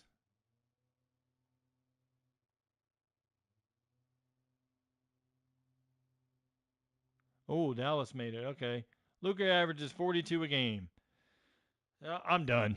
Like 49% from 3.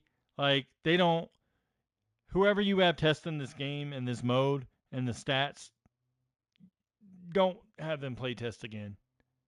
Nobody caught this through simulations and said, "Hey, we got to make an adjustment to some ratings and some tendencies. Why is Luka averaging 42 a game? Like, come on, man. Like,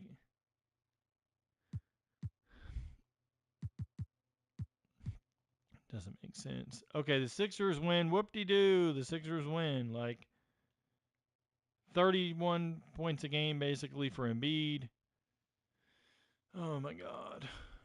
Yeah, it's just it takes a lot of editing that it shouldn't. It's just frustrating. You know, it is what it is. The main thing is 2K can do the simple things of fixing the faces.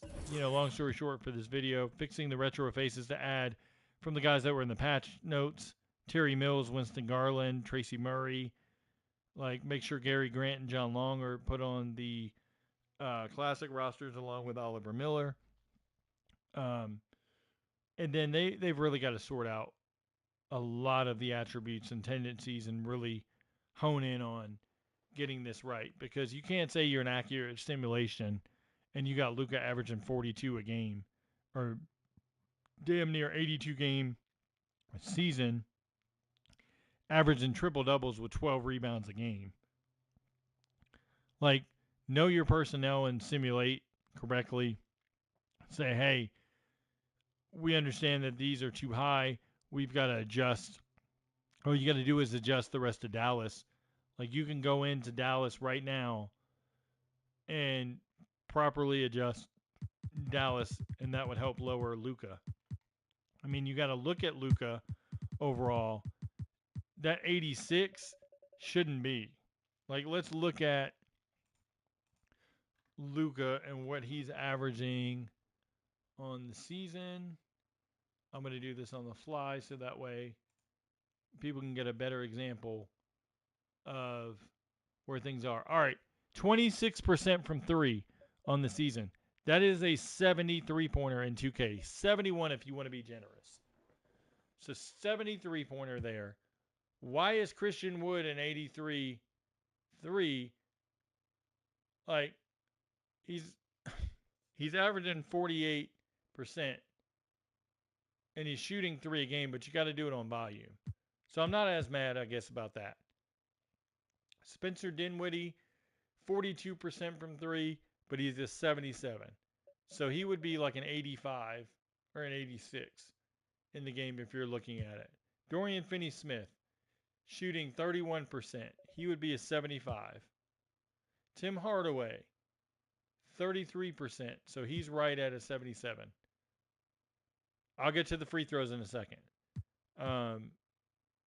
Reggie Bullock, 34%.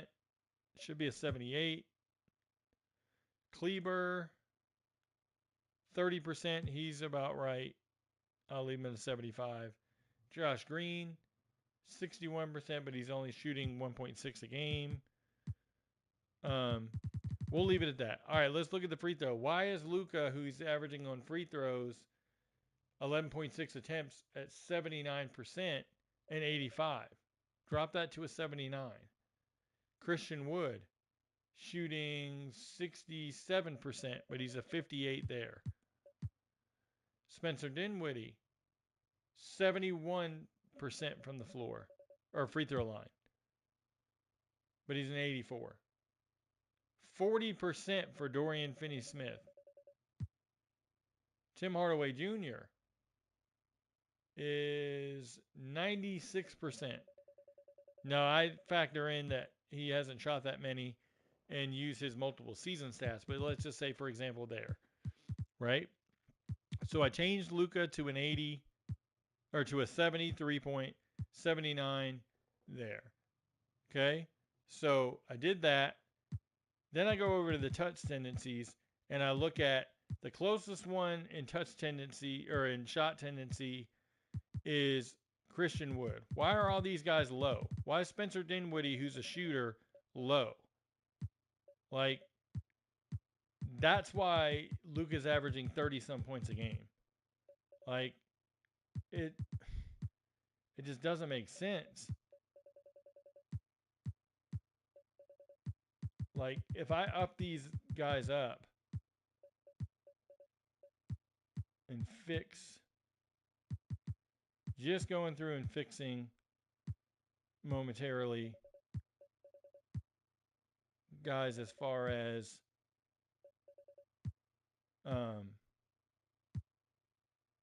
tendencies and stuff like that. Like, just looking at Christian Wood. All right. So I do that. And then I also take down Luka's averaging 8 threes a game. So he's not averaging, let's just take him down by 10. He's not averaging as many threes there. I'm going to do the Atlanta Hawks because they made the playoffs in that simulation. And we're like a 2 seed. So I'm going to look at the Atlanta Hawks just for example. And just kind of mark them appropriately. So Trae Young's shooting 31% from three, right? So 86-3 here. He's shooting 31%, which would be a 75.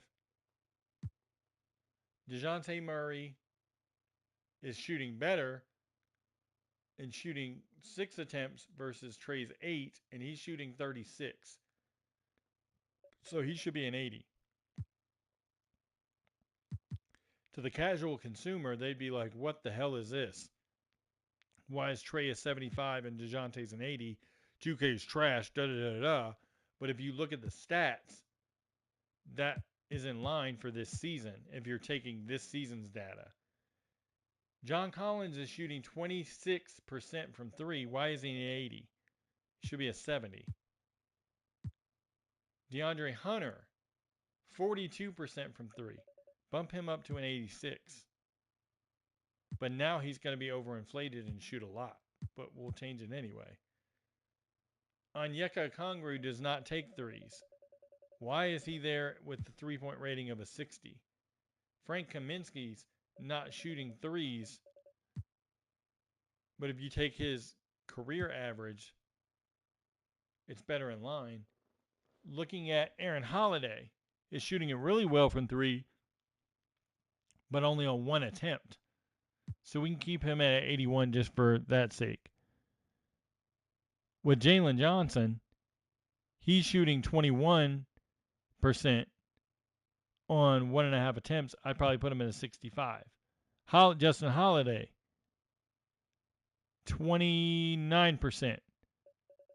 So essentially 73. AJ Griffin, 50% from the floor. I'll leave him at 81 because he hasn't shot that much. Like, all right, so then that's that. Fix that. Trey is shooting 8 attempts a game, but he's getting the free throw line more at 9.2. So I'll leave him at 80. Like, most of those look okay, I guess. Let's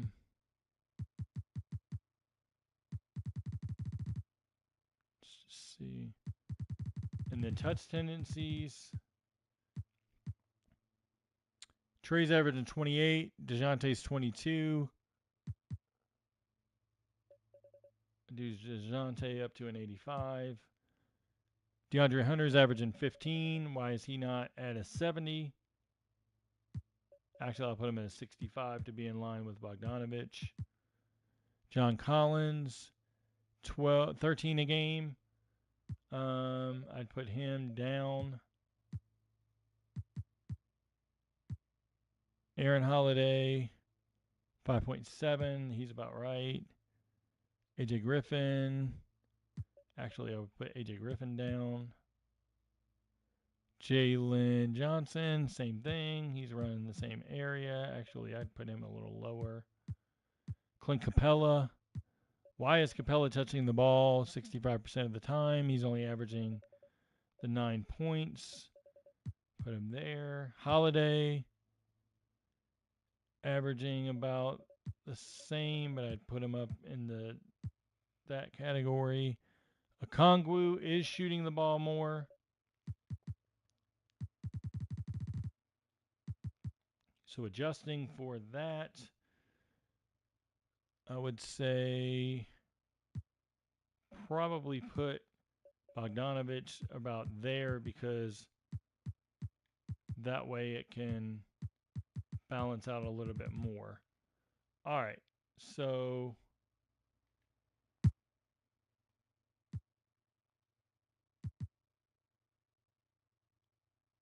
I'll say roster 1 just to take a test of what it would look like as far as those two teams specifically. Like, obviously, you could take the rest of the NBA for what it is, but I wanted to look at those two teams.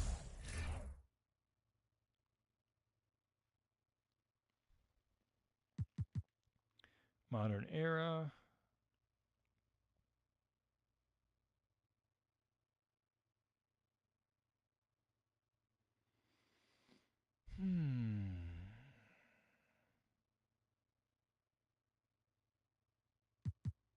Custom roster.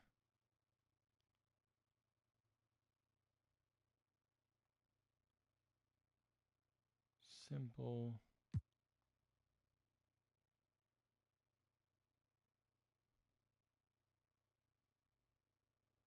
Doesn't let you do.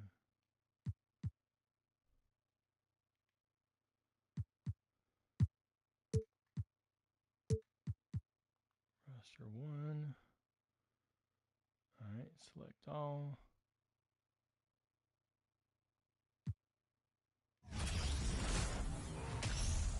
Oh, I don't think oh, I did. Okay.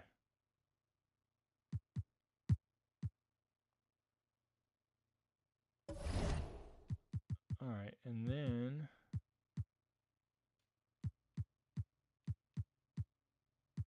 settings, general,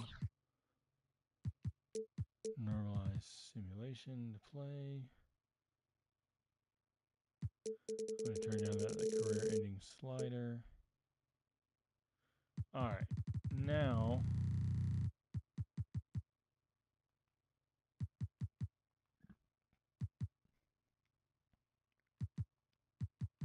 hopefully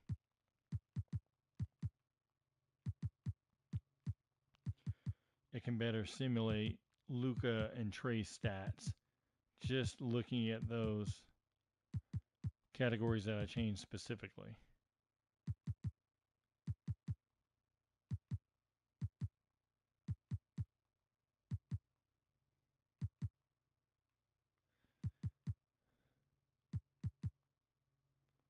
And obviously, some other things will mess up because it's not going to take into account that Chet Holmgren's out for the year, stuff like that. Like, so those are going to be the tough ones that, like, you can't really manipulate uh, unless you're going through team by team by team and adjusting everything and doing a whole lot more as far as simulation purposes are concerned. But I just wanted to look at specifically Luka and Trey and see lowering that 3 point rating, the tendency down a little bit because they're not shooting as much, they're drawing fouls at the rim, like stuff like that, like how much of a difference that makes specifically for those two teams, and give you an example of what changing some small things, tweaking them here and there, what it can do as far as an overall effect on the roster.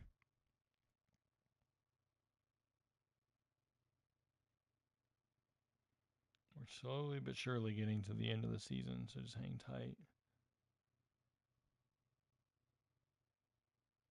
And you'll hopefully see Luka's numbers go down a little bit, all that stuff. So, but it's also not going to take account Christian Wood was the sixth man all year. Like I'd have to adjust that like manually. All right, so Luka's numbers didn't actually change. So then we got to figure out what else is going on with the 45%. Is it the shooting badges that are making a difference, overinflating him? Because I lowered the tendency and I lowered the 3 point accuracy as far as um, Luka's 3 point shot. So he has a rating of 71 and he's still hitting at 45%. That tells me that it's badges that are affecting it, not the rating. So does the rating actually do anything? That's the better question. What badges does he have here that are changing it? He's got 15 badges. Volume shooter, that's changing it. Deadeye is changing it. Green machine, it's probably not making an effect. Limitless range, catch and shoot, Claymore, like those are changing the shots and the percentages and stuff like that. J91, okay, 6th man of the year for Cole Anthony. Okay, now let's look at Trey Young.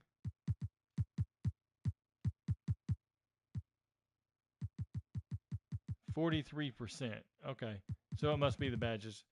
Check his total 3 point attempts. Okay. Good call. 856 attempts. Last year he had 569. So that tendency is still too high, is what tells me I didn't lower it enough. Let's look at Trey. Trey took less, still more than he did the season before, but I can tweak him and lower him a little bit more as well. Let's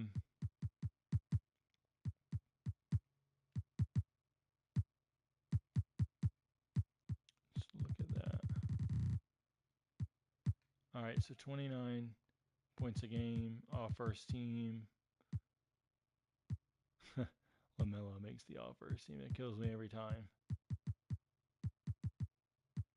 Third team defensively. Luka's still there. I'm going to have to adjust Luka. Again, I'm going to do another simulation in a second because I'm going to go back and clean some stuff up. Yeah, Cade Cunningham ain't defending either. Yeah, I'm going to do 50 or 60. Okay, I'll try that.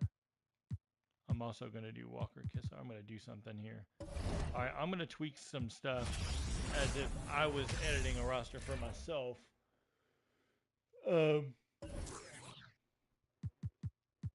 And look at some things. Just some small tweaks here and there. Okay. So, actually, you know what? I'm going to do something. Go back in. Look at. No, I don't want to do that. Actually, I'll just stick with my original idea. I was going to do something else, but it's probably going to take too long. So, let's see. Trae Young.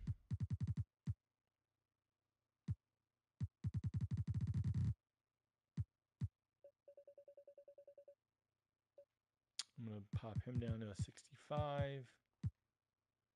Luka, I'm going to do a 55.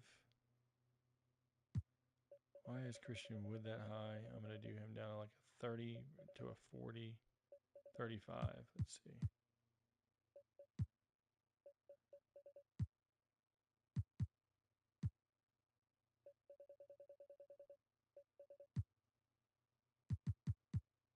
Okay.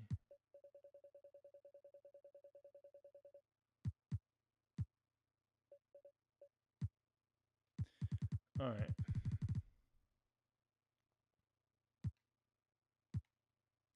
I'm going to do Luka's defensive stuff. Actually, look at something.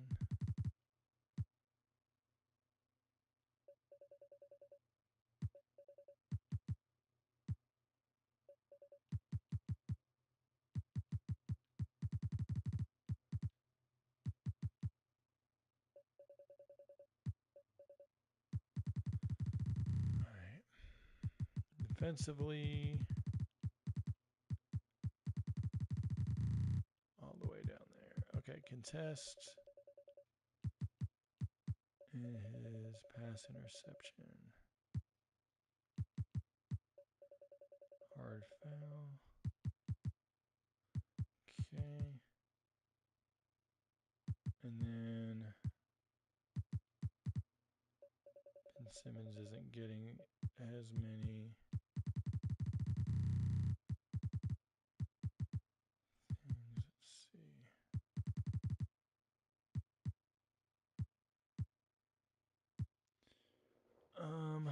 Okay. Why is Durant at 88? Jesus.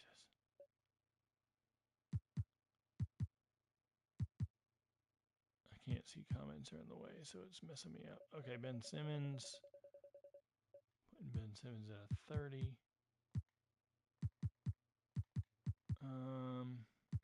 What's the other one? Oh, Walker Kessler was in the constant Rookie of the Year discussion for that. I'm going to knock his consistency down. But I'm going to do defensive consistency up. Oops.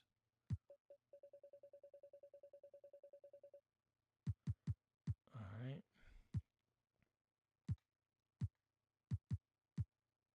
And I'll look at the overall team. Walker Kessler's shot should be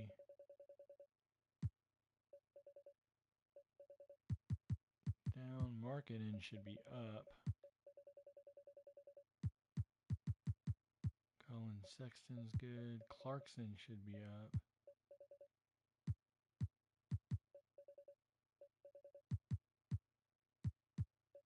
Beasley. I'll leave him at a 75.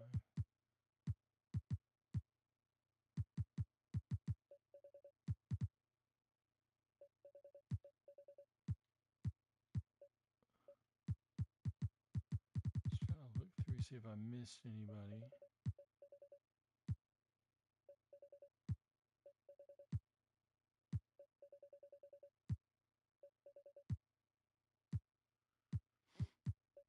Why is Micah? Oh my gosh, Micah Potter. All right. And then I talked about the Hawks before. I want to just look at them. Yeah, Trey and Murray. Okay. Bogdanovich.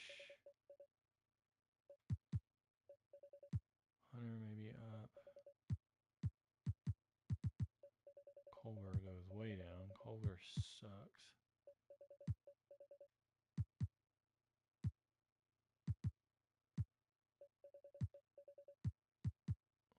Where's holiday?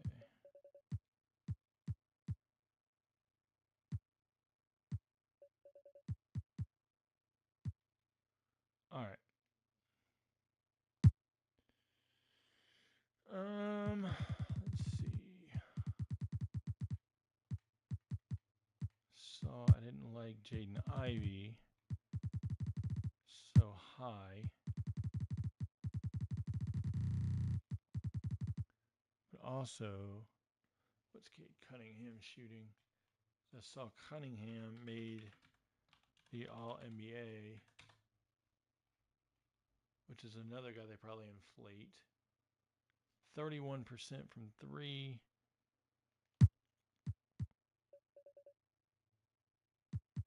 Okay.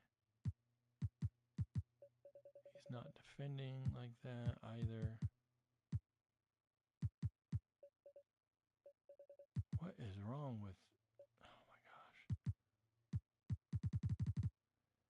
Man, they are inflating dudes left and right.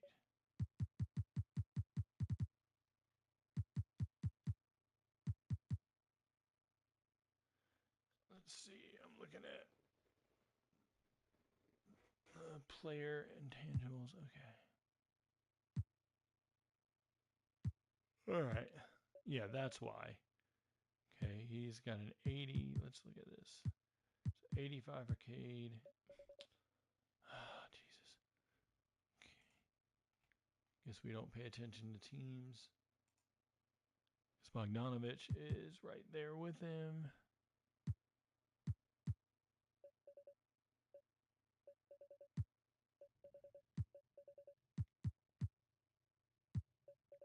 Burks isn't even playing.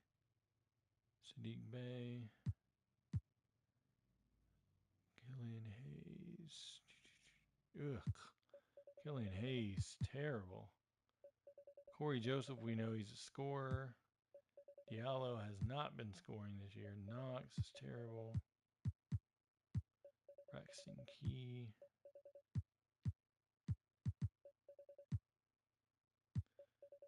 Livers or Livers, however you say it. Jalen Duran.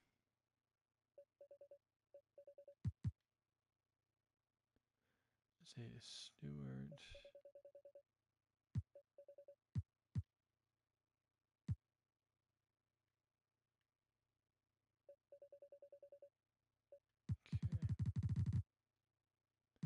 And then just double checking Cunningham. Okay.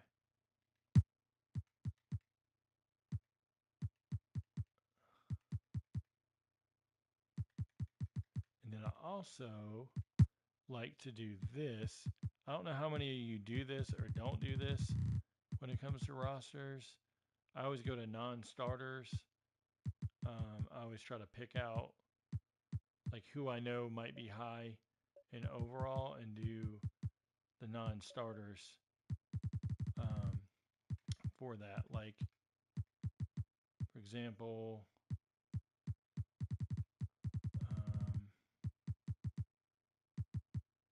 if I know a player is similarly rated, to get them to not start, you want to make sure you put that on.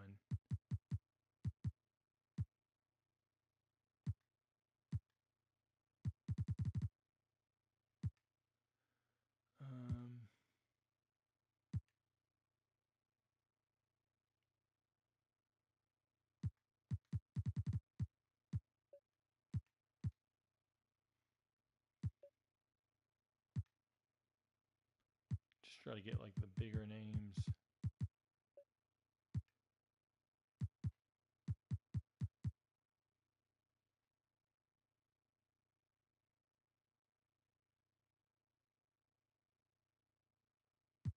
Yeah, the hot zones do play a part in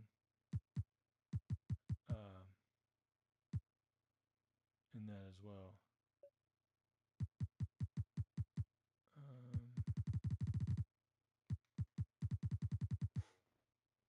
Just trying to get an idea. Like, I would switch LeBron to power forward. Lonnie Walker's already a 2.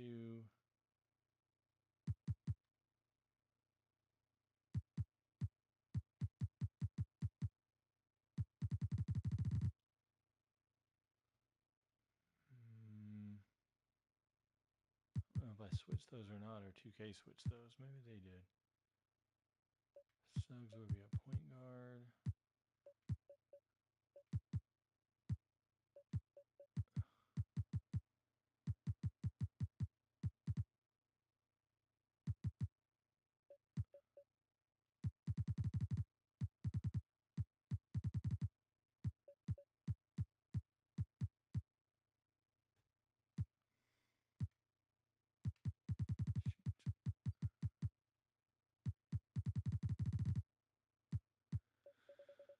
Oh my goodness.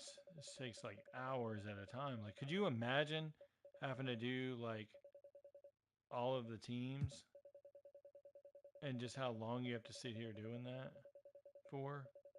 Like, that's just crazy.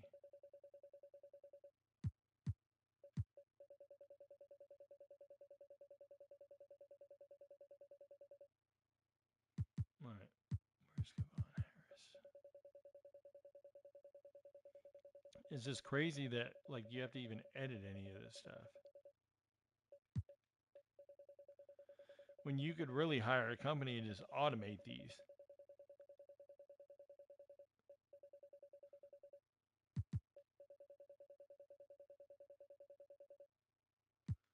Okay.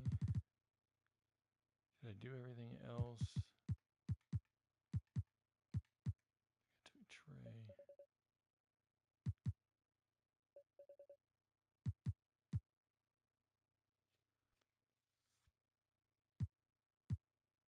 Let's look at. For me, what I usually do with tendencies is I do per 36 minutes, and then I scale them based off of that for a gameplay purpose. It just all depends. Mellow should not be.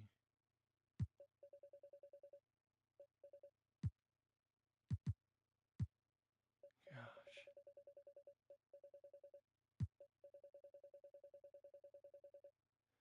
I mean, you can see here as I'm going, like there's tons and tons and tons of discrepancies.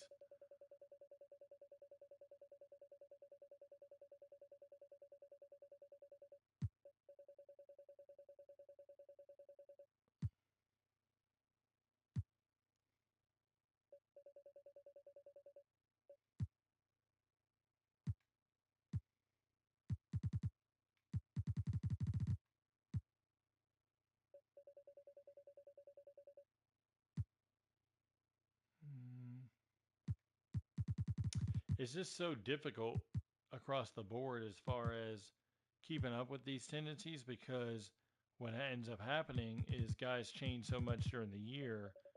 Like you got to be on top of these constantly, and 2K just doesn't have the ability to do that, or at least from what I've seen so far. So I don't know, like what you're supposed to do, like as far as um, each of them go, like so to speak. Like Ben Simmons is not shooting threes.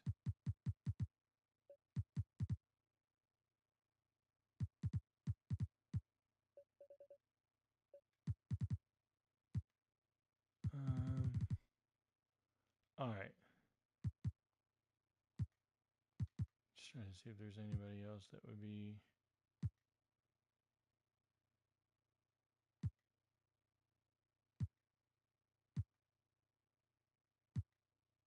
Hmm.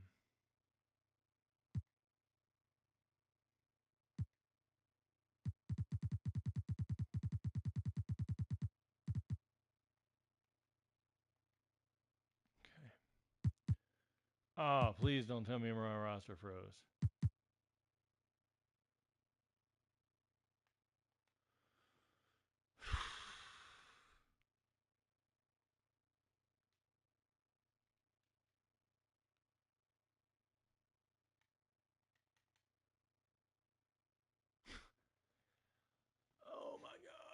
to be freaking kidding me.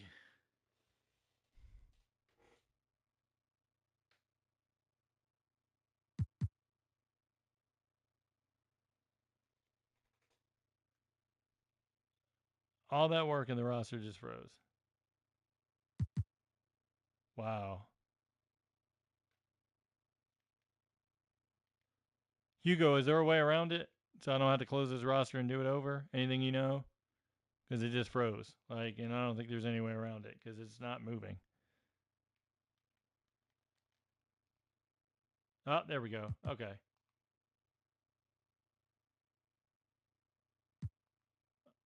Thank God. I was gonna say if I have to do all those edits over again, I'm ending the video because I'm doing all that all over again. All right, let's go back to the square setup. Delete that.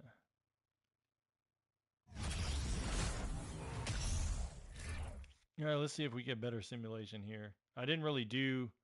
You know what? I'm gonna do one other thing when I get in here before I get simulating. I'm gonna change something.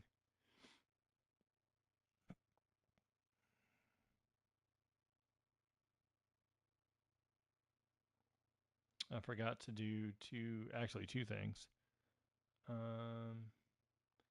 Settings preset simple, and then change to custom roster, advanced, roster one, edit continue, load draft class. Let me do two things. One is go to Luka Doncic. Packages.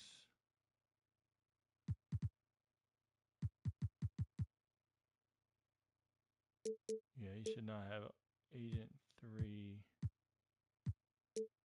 No.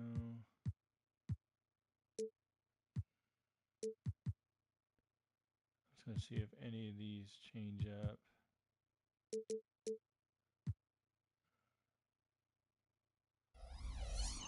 So that's number 1. Number 2, I forgot to do Trey Murphy's tendencies.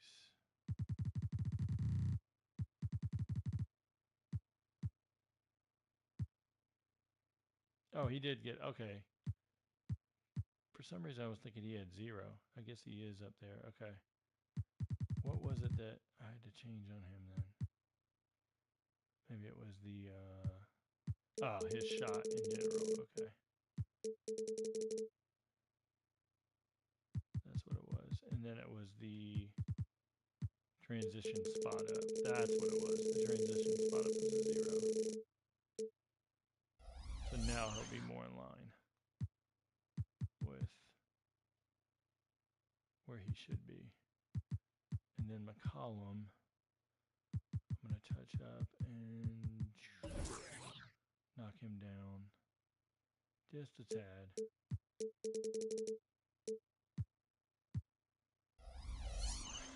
Cool. Okay.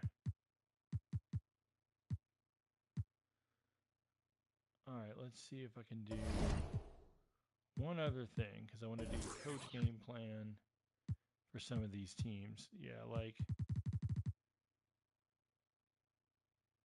all right, let me fix, I'm going to go ahead and fix some of these. So just bear with me if you're watching for a minute. I'm going to fix some of these discrepancies. They're not going to be perfect, but at least you can clean them up some. Like Jaden Springer.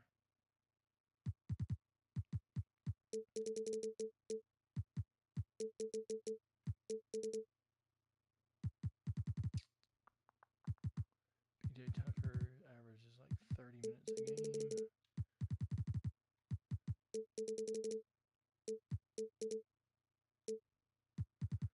I'm not going off the real stats because I don't per se know everybody's minutes per game exactly, but how do I switch? Damn, can you not switch teams going one by one? I guess you got to do.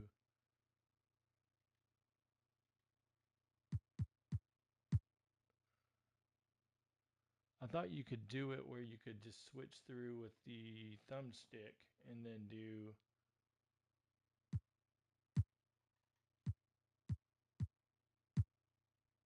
I guess you can't anymore. So you got to go team by team. That's dumb. I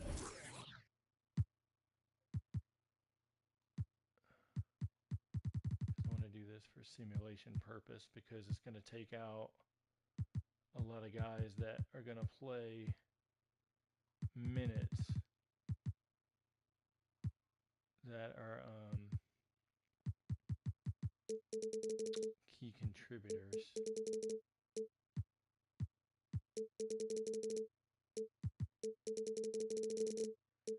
So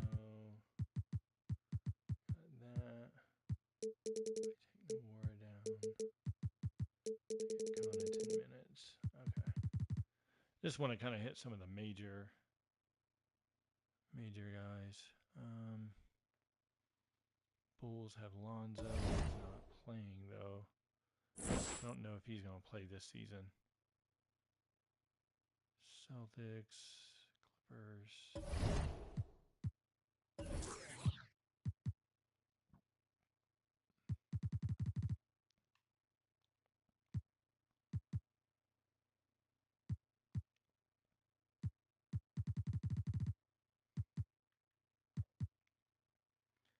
It's fine. I'll just leave it like that. Grizzlies got Jaren Jackson's out, but I know LaMelo's coming back. You can change teams with the stick and the screen where you choose which team you're gaming. I can't see the other part of that message. I thought you could do it in this screen. Is it this screen that you do it? Oh, okay, gotcha. Perfect. Okay, thanks. Okay, Rozier, Oubre, LaMelo, Oubre goes back in. Mark Williams is out. Book night. Oubre. Nick Richards. Why is Nick Richards ever? Nah, it's fucking 2K. Whatever. Okay. Jazz.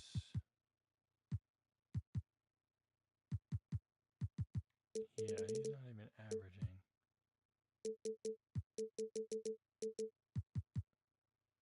This is why some of the simulations are off so bad.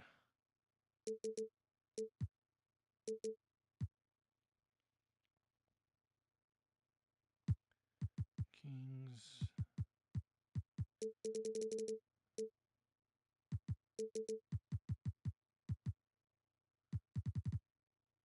Trey Lyles. Davion Mitchell. Harrison Barnes. On to Sabonis.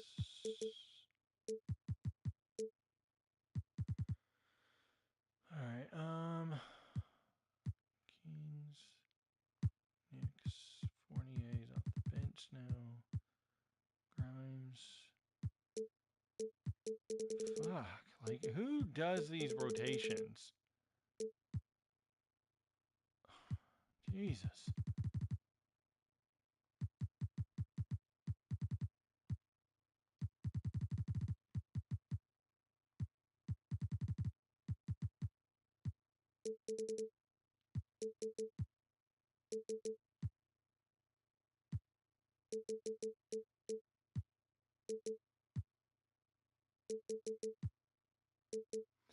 Just trying to get guys like decent minutes.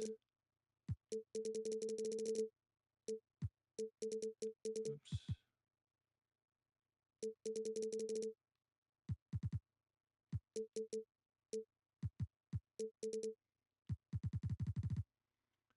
lost the rotations and stuff like that. Like, see, Jesus, this doesn't make sense to me. Like, Austin Reeves is not in. Whatever. Oh boy. Hero plays the 4, not the 3. Suggs. Okay.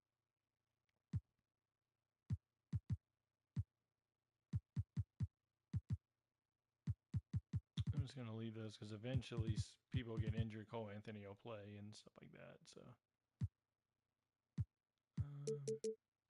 actually, you know what? I'm going to go ahead and add them because he is an important piece.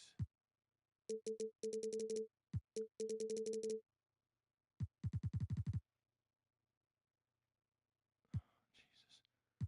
Whose minutes are not allocated?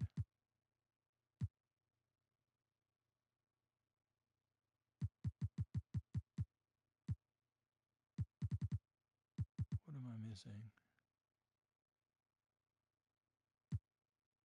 Ensure all minutes are allocated. Who am I missing?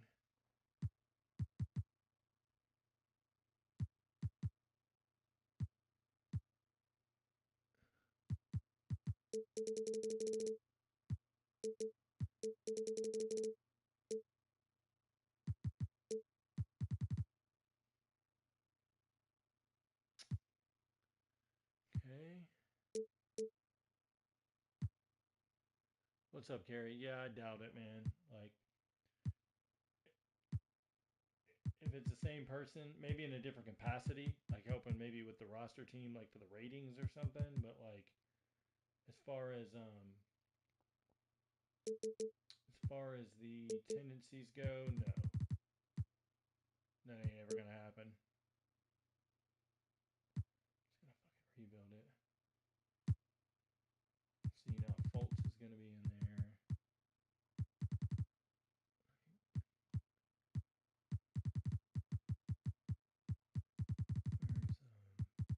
Where's Jonathan Isaac? I don't even know if Jonathan Isaac. What's up, Hunter? I don't even know if Jonathan Isaac play again consistently. Like at this point.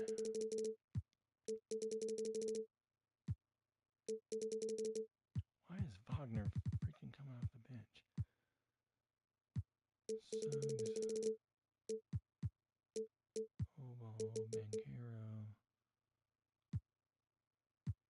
Houston, Terrence Ross, rather.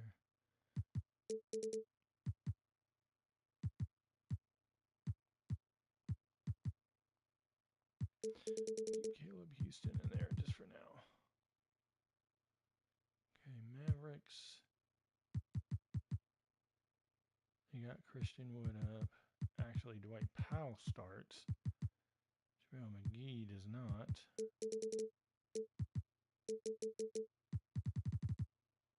Okay.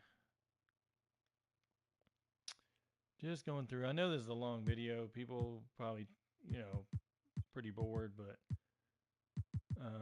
just trying to go through and simulate some stuff and fix some stuff to show you kind of like what can be fixed roster wise to help alleviate some issues overall. So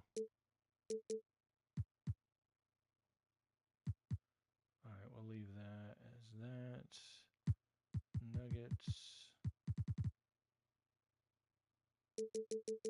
Murray's averaging less, so just trying to. That's why Matherin starts. Okay. Neesmith. Brissett.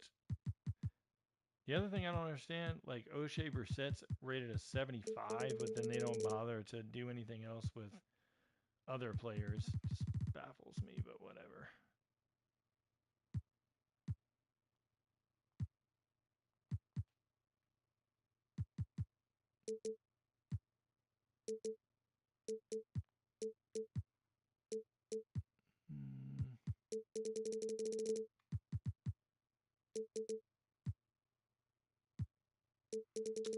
Duarte,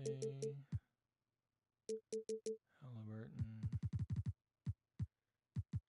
See, adjusting the rotations as well will help the simulations. And that's where I don't think 2K realizes that you've got to get all of those really correct across the board to better the simulation stats. Yeah, see Jackson Hayes and Trey Murphy.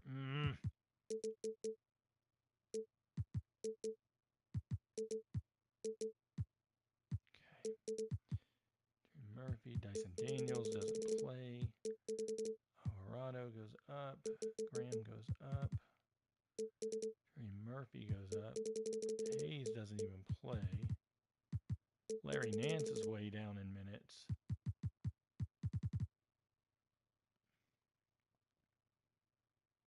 Pistons. That's why Bogdanovich is so high. Diallo, take him out of the rotation. Knox is in the rotation. Come on. Livers doesn't even play according to 2K. Neither does Noel. Like, know the rotations. Alright, so Siakam. I'm going to take out Hernan Gomez. But then I'm going to swap Boucher. Yes, he plays, but I take him and him down. Siakam. Porter's not even playing. And then Koloko there. Okay. Oh, Jesus. 6 minutes to allocate.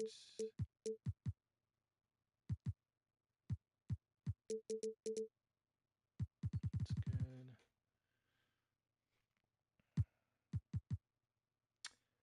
Ah, boy. Okay. This is why simulations are off.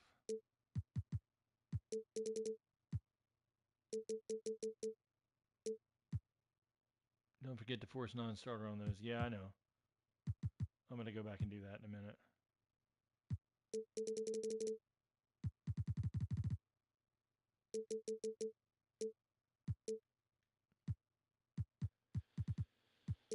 Ah, boy. This is fun having to do this every time you do a simulation, isn't it, guys? Like, it drives me nuts. Quiggy Chang's not even in the rotation.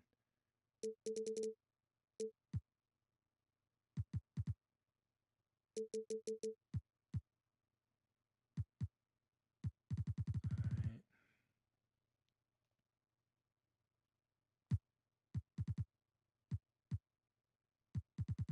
I mean, I don't know how long Cam Johnson's going to be out, but we're going to put him back in the starting lineup for the purpose of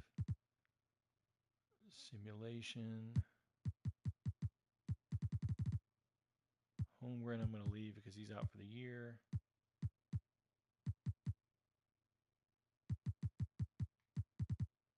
Why is Baisley getting that many minutes?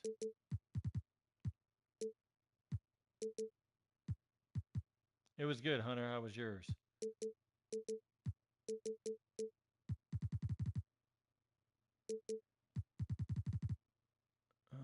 All right. So Gobert's not averaging that many minutes.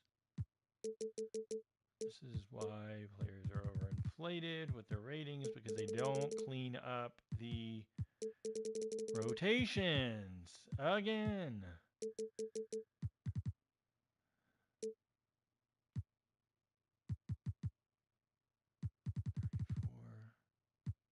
Let's add Austin Rivers just for the sake of it. Ah, man. Okay. Gary Payton II will eventually come back for for the sake of argument, I'm going to put him in. Brown's out. Sharp will probably play like less minutes. Nurkic is not playing that many minutes.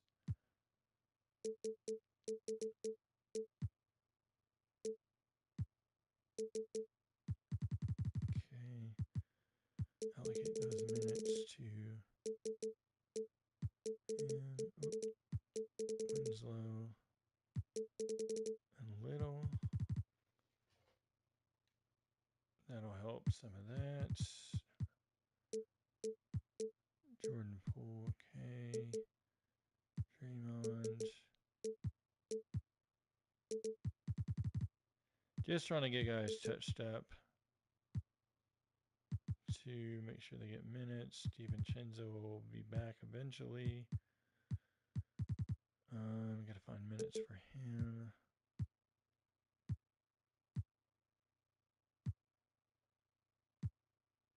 Man, it's tough for the Warriors because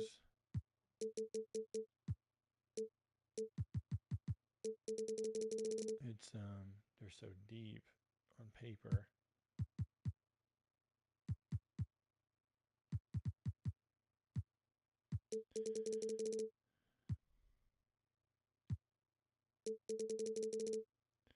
When players come back from injury, they don't fix rotations, unfortunately.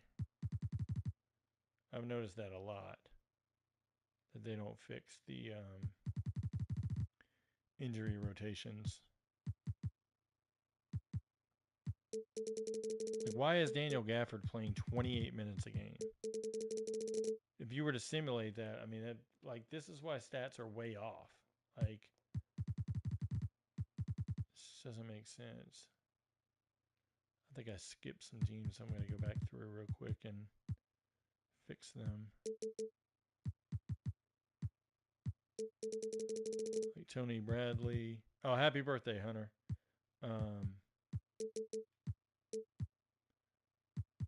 Let's see. Sunmu, Caruso, Dragic, Bradley.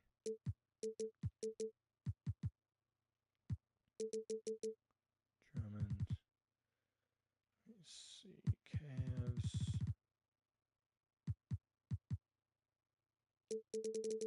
Neto's not playing that much.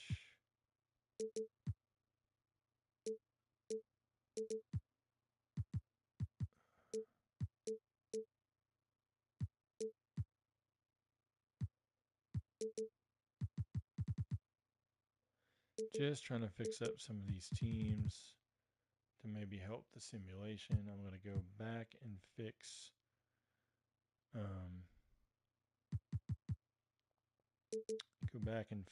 the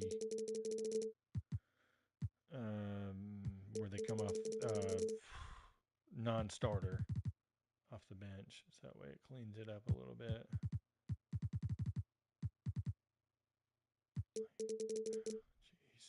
Jeez. Some of these are just ridiculous.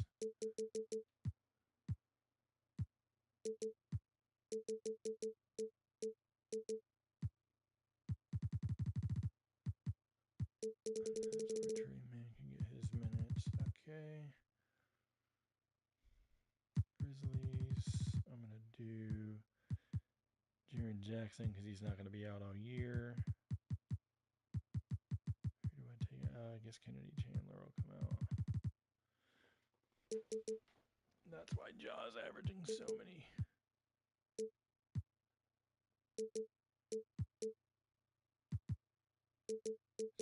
Ottawa. Man.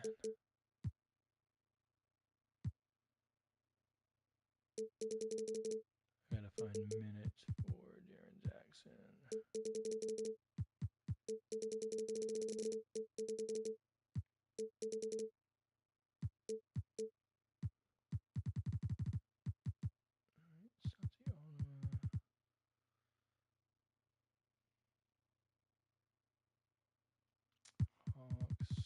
Bogdanovich is not in the rotation. Kaminsky is not getting 20 minutes a game. wrong with 2K. Holiday doesn't get that many minutes either.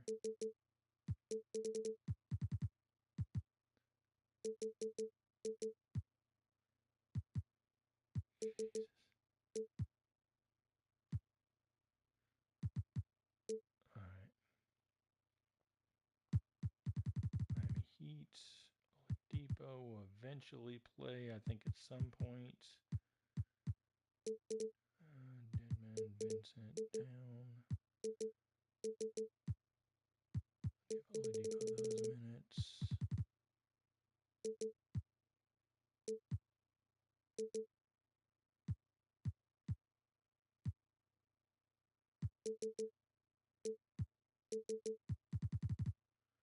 This is a lot of work that you have to do for anybody that's watching, as far as like editing things to get it in line with properly, like lining teams up so they can play like correctly and stuff like that. Like it's sometimes, I mean, in my opinion, it's a little bit too much. To have to go through like for just for a simulation purpose.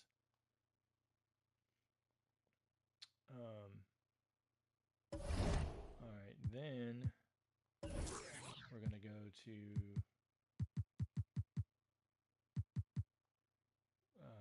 I think I can do it this way. It'd be faster.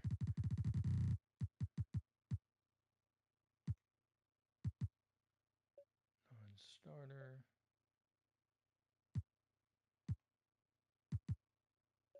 Non-starter. Non-starter.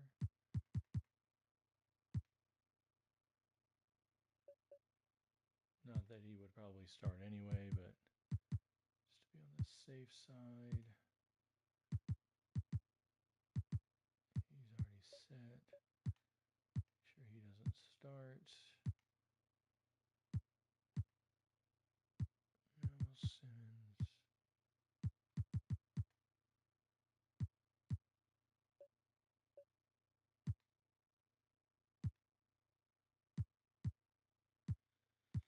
You have to look at every player and say non-starter, non-starter, non-starter for guys that are rated higher in on a position scale, because they will 100% get that playing time over another player if that player is not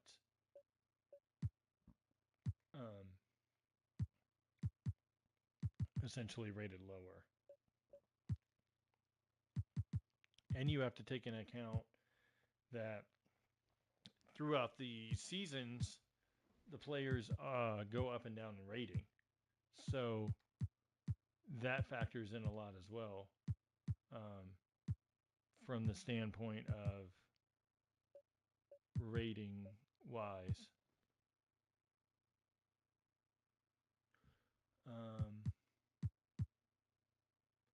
Alvarado, Graham, column. Make sure Burks is on, because Burks oftentimes, and sometimes it's funny because like the guys will be rated like lower and they'll still start over other guys. Like it doesn't make sense.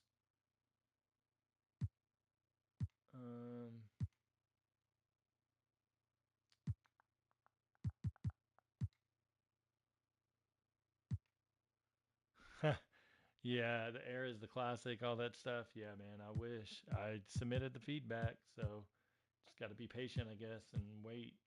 Um, we'll see at some point when that gets updated.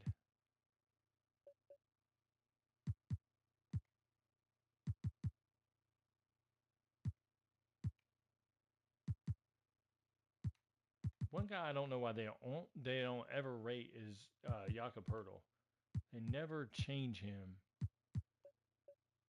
Like this is a prime example you got to do, because Jeremy Sohan is rated lower than Bates Diop and Roby, so you got to fix that to make sure he's not going to play over.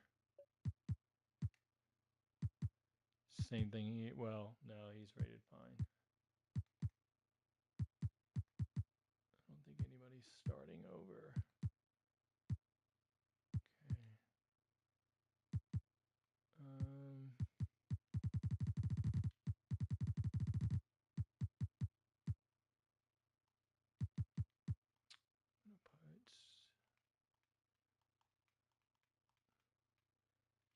sure he's out for the year, because he's one of the main ones where you don't want to see come into the simulation part. This is another one where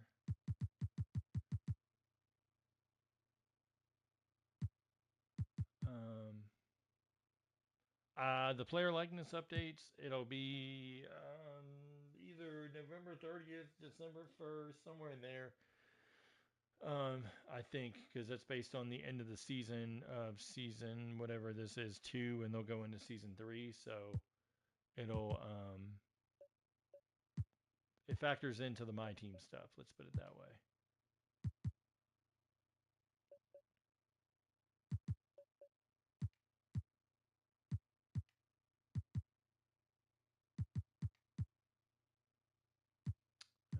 Just having to fix all these just to make sure we're getting the proper starters.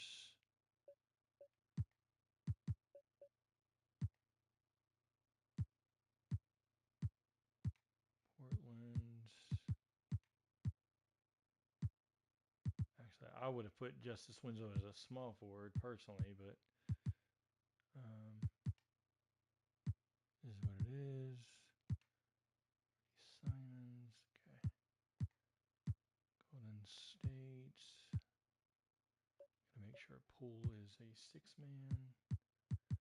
Poole should win 6-man of the year, in my opinion. In the simulation aspect of things here, but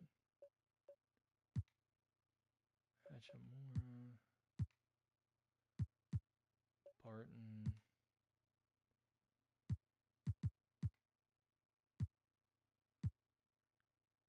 All right, go back through. I did put him on. Okay.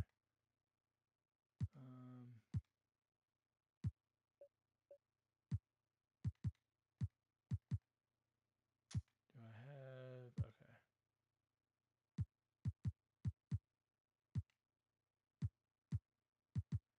So you have to look at everybody to make sure that nobody's going to start over. I don't know about Lonzo. What's up, Ticos? Yeah, appreciate it, man. Just trying to figure out. I'm going to designate Lonzo as possibly being out for the year because of that knee, still not being able to run or do anything, wasn't good. From what I saw, as far as from a standpoint of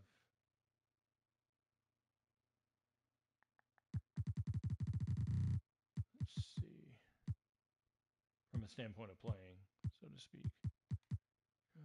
Kobe White, okay. Rosen. Ooh, okay. So Devontae Green, that's one I would have missed. I'm glad I went through. I do not like Tony Bradley as a player. Just personal preference.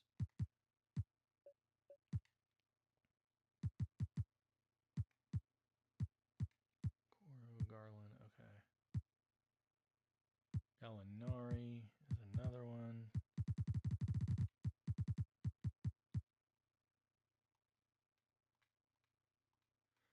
And don't look at these injuries. I'm just throwing something on there just to get them off the...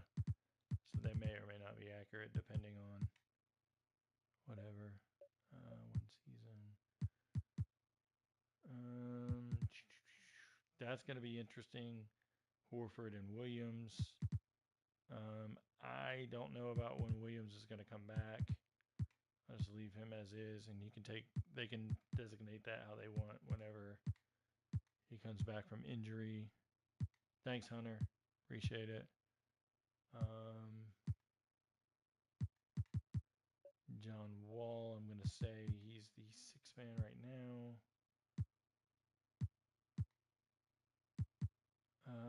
Batum, Morris, Covington.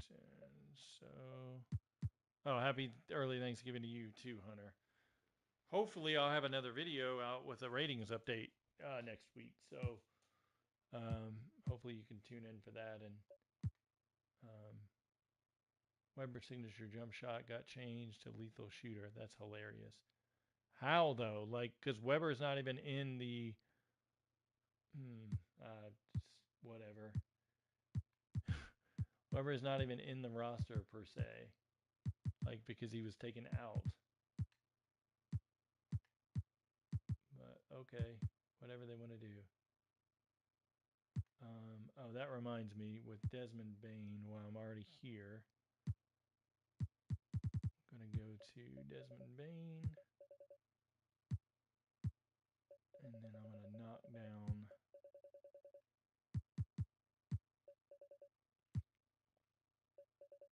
I'm going to fix the Grizzlies real quick.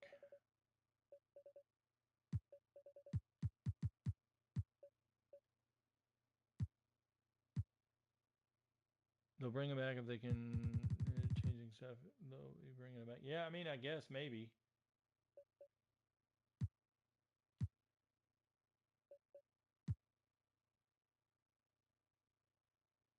Let's see what Bain does. I'm going to put him at an 80 just to see what happens. Maybe it'll mess up the simulation. I'm not exactly sure, but it'll at least fix it. And let me go back because I got to fix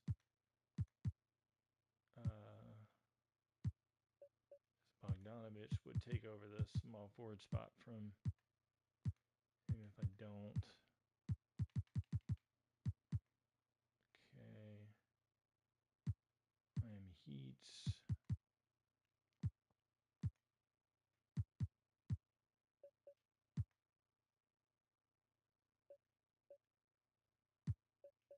Make sure I put all those guys on. It screws up the algorithm. When you start changing positions and all that good stuff.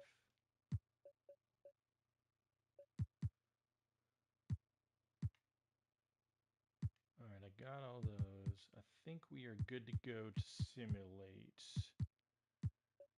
Put him on and Sexton on. I think we are good. There's nobody else that's kind of in the way of playing time per se. Put these guys on because they're not going to start.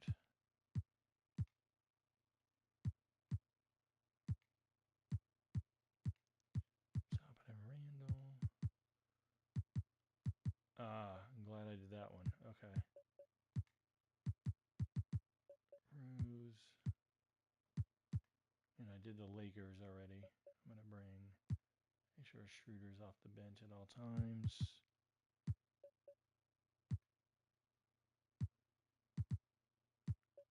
Austin Reeves would have started there, so glad I fixed that. Thomas Bryant.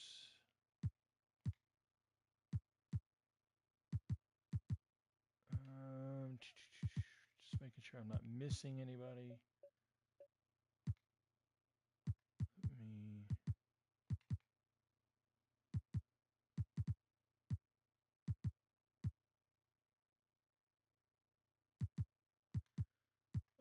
I'm gonna designate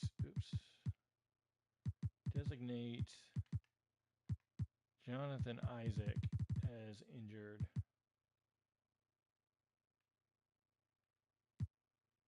For the year. Yeah. I'm going to do him for the year because that way I don't have to worry about anything else.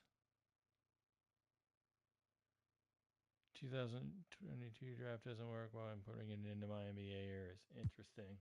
Submit a 2K support bug. Show a video or do screenshots and show that doesn't work. So that way they can do it, because sending it to the devs that I do, they're not gonna.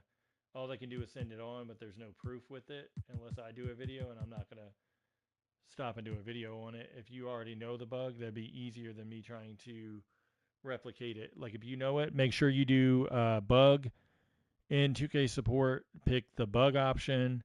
Do screenshots, as many as you can, showing the draft class not working, or a video, a short video, and that way you can attach it. And then that way it can be a um, better example of what they're looking for. So, why I am doing this, I am going to save this because I did all of these changes. I want to make sure I save that so I can use this as a base when I simulate and clean up some stuff next time. That way I don't have to take as long with the video. So, all right. Day to day. Okay. We're just going to go through these and fix all these. So then the computer will just readjust based on that.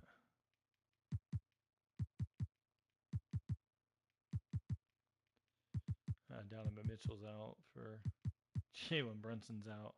Hold on a second. Tone down.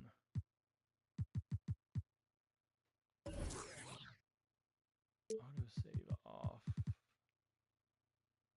It probably just overwrote the entire thing, but whatever. And then tuning sliders. Okay.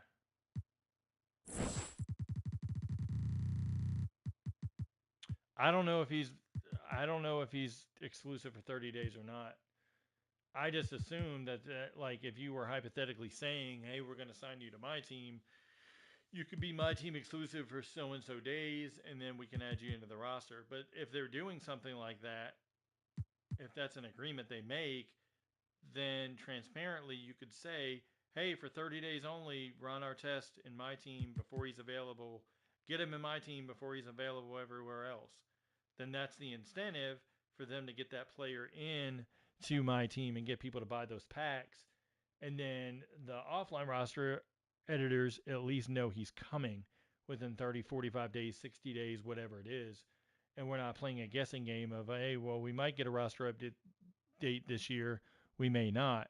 So that's just a better, transparent outlook of what you could do, per se. I mean, that's what I would do if I was um, working for 2K in a marketing standpoint. That way, it covers you on both ends as far as offline, online um, users. So, just my personal preference. All right, we're simulating to the end of the year.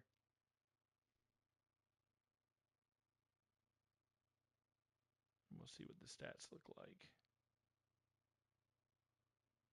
All right, Luka Doncic's 3-point percentage went down. I changed some badges. I changed his 3-point thing. His free throws are in line.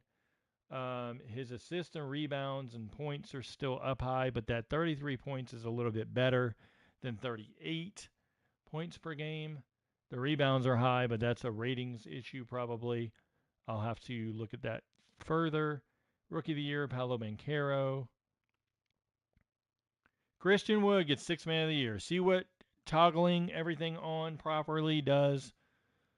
Like I set everybody to properly be like a non-starter who wasn't a non-starter. It specifically changes the awards. Um, for the most part, I don't know how Mitchell Robinson got most improved player, but whatever. Okay. 88 defensive rebound. Yeah, that'll do it, Ethan. Appreciate that. I didn't know that off the top of my head, but yeah, that'll do that. Trae Young, 29 points, 44% from three. You got Giannis, Jokic. Tatum's a tiny tad bit high, especially in the rebounding category, but maybe not. Giannis, only 25 a game for Giannis? That seems a little off.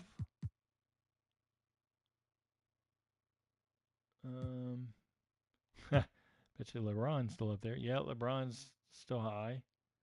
Kevin Durant. Steph Curry, 30.6, okay. Harden, 25. Embiid's 28.5.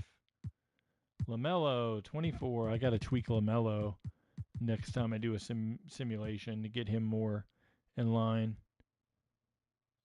Yeah, he could be the Derek Favors.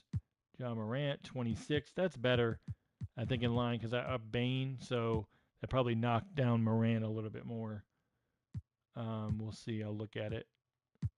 Everybody else looks pretty decent as far as numbers in line. Yeah, Luka's still high defensively. This is ridiculous. I'm going to have to figure out how to tank him to get him off of these defensive teams. There's no reason he should be there. Ben Simmons keeps popping up. I like that Jared Vanderbilt's on there at least. DeJounte Murray. He could go up a little bit in overall like points, but that's okay, I guess. Benedict Mathurin came off the bench, 18 points a game. Jay Nivey, 17. Jabari Smith, 17. Keegan Murray, 15. Paolo Banchero, 22. Tari Eason, second team. That's a little high for points for Tari Eason, maybe. I would say more around the like 9-10 range, but I'll take it. I don't know how the simulation played out as far as that.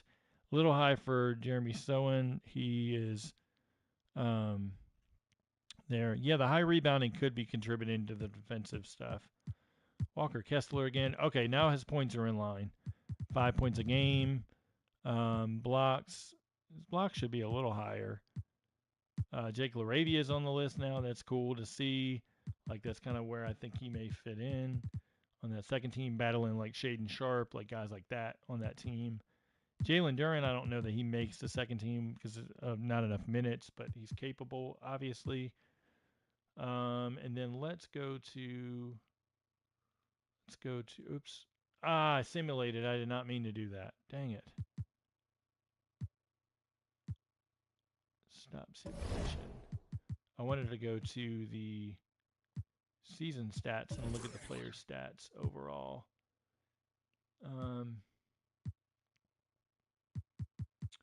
Let's look at, because I edited Desmond Bane. Okay, Desmond Bane around 22 a game. And Brooks drops down to 13. So I dropped Brooks too far. And Bane I upped okay, but then Morant got hit as well. I've got to figure out how to tailor the Grizzlies a little bit better. I think I upped Tyus Jones a little too high across the board. So I'll have to look at how much you tweak the tendencies and the shot tendency and in line. Practice makes perfect, so you might have to run 3-4 simulations before you get it correct. But yeah, like John Collins is down too far. It's a little low for Hunter. Right on par for Bogdanovich. Kongu's on par.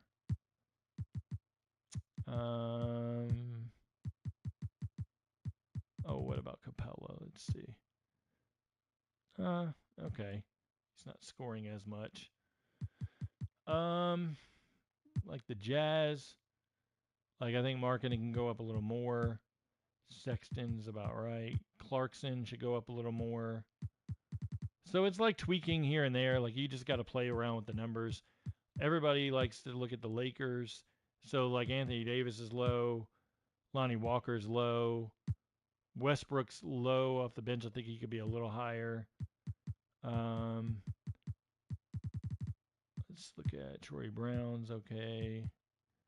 Dennis Schroeder came in. So you got to factor in right now in real life, Dennis Schroeder's not playing, taking shots away. Thomas Bryant's hurt. He's not taking shots away. So once those players come back, shots will get taken away. So you can't take everything with a grain of salt. Bol could be a little higher. I'd have to tweak his numbers. Fultz off the bench. There is no way in hell Fultz is averaging that much. He's definitely got to be tweaked. Suggs is hurt. That's about where he would be. Franz Wagner should be higher up. Let's see. Carter Jr. is a little low. Cole Anthony's low. So like those teams would have to be fixed. So 19 for them. That's low for Dinwiddie. I'd do a little bit higher. Tim Hardaway, I guess about right. But Luka's basically that team. Like, so Irving, 25. Okay. I mean, I guess these are decent numbers. Joe Harris should probably be up a tiny bit. What about Cam Thomas? Cam Thomas could probably be up because he doesn't pass. Halliburton should be higher. So I got things I need to tweak overall. Like Zion a little higher. McCollum go back a little higher. Ingram a little higher. What about, okay, Trey Murphy's up. Valanciunas is down. Yeah, I'd have to tweak New Orleans a good bit as well. Okay, those look better in line with where the numbers I want to be. So I could probably leave Detroit alone. Porter Jr. a little higher. Lower, probably Jabari Smith down. Lower Eason shot attempt down a little bit. Up Sengun. Up Jalen Green. Devin Vassell needs to go up. Yeah, so there's a lot of guys that I could fix on the simulation. Like I said, I'll go back through and adjust as I need to and do another simulation. Just curious to see how this plays out. Okay, it's still getting the Pelicans high. So I got to figure out what I'm going to do about them. Because even in this simulation, just the small simulations, look at that. Warriors against Hawks in the finals. So we got Philly and Boston like basically gone. Like this isn't realistic either. So I got to make a lot more changes across the board with teams tailoring their touches and stuff like that. Once I do that, it'll fix a lot of this stuff. Let's look at, okay, the Golden State Warriors swept them. I don't think the Warriors will, but based on a 99-3 for Curry, all the defensive stats for Green and Klay Thompson, like all that stuff's overinflating. Badges, everything's overinflating the Warriors. So they're not going to have the rough start in the video game as well as they would in the real life. So you got to factor all that in. So that's a lot of stuff to clean up. Badges, tendencies, ratings, like that's the entire roster across the board. That's a lot to clean up to get an accurate simulation, which then you ask the question, how much manpower do you have and time, time to do it? So that's the big question, but I'm going to go ahead and end the stream because I've been going a while. I want to get something to eat and then hit the gym and all that stuff. So I appreciate everybody that's tuned in. Please, if you haven't already, hit that like button, subscribe to the channel if you haven't. I am going to try to do these more regular. Now, it seems kind of fun once I can get the edits in and just tweaking guys, seeing what works, what doesn't. It saves the time for other people so they could just go ahead and edit. They don't have to do all the tweaking and figure out what works, what doesn't. Just when I have time to do it. So hope you enjoyed the video. Like I said, the point of this video originally was to show that the bug for the three-point tendency is fixed. Injuries were added for various players, and we have not gotten an update to player renders that were added in the last patch, such as Terry Mills, Winston Garland, Tracy Murray, guys like that, Oliver Miller. Those guys were not added into the game as well. Still waiting on that stuff. Still waiting on some more roster feedback for the MyNBA era stuff. Some stuff was fixed, like Mike Fratello added to the 83-84 Hawks. In the eras, Sidney Lowe was added to the 02 Cavs. And then there was, no, not Sidney Lowe. John Lucas was added to the Cavs. Sidney Lowe was added to the Grizzlies. Stuff like that. So they are doing shoe updates. I give that feedback based on another user on Twitter that sends me that info that keeps that updated for me. So appreciate it to him. And then I'm able to send that feedback on. So if you see any new shoe updates, hit me in the comments and I'll try to highlight it in the following video.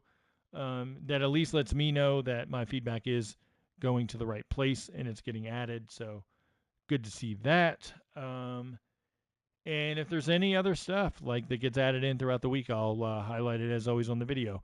Tomorrow or tonight, rather, 30 NBA teams, first time I think ever. All 30 NBA teams are playing. Huge night of NBA games. So make sure you're tuning in to your favorite teams. I will try to do an Around the NBA tomorrow, if time permitting, to cover all 30 games. I think it's pretty cool that that's all 30 teams are playing. Would like to do a brief recap on each. So stay tuned for that. Like I said, please subscribe, like the video as well. It really helps me in the algorithm. If you enjoyed this content, if you want to see some other deep dives on anything, let me know in the comments. As always, everybody stay safe. And thanks for watching, and I'll talk to you next time.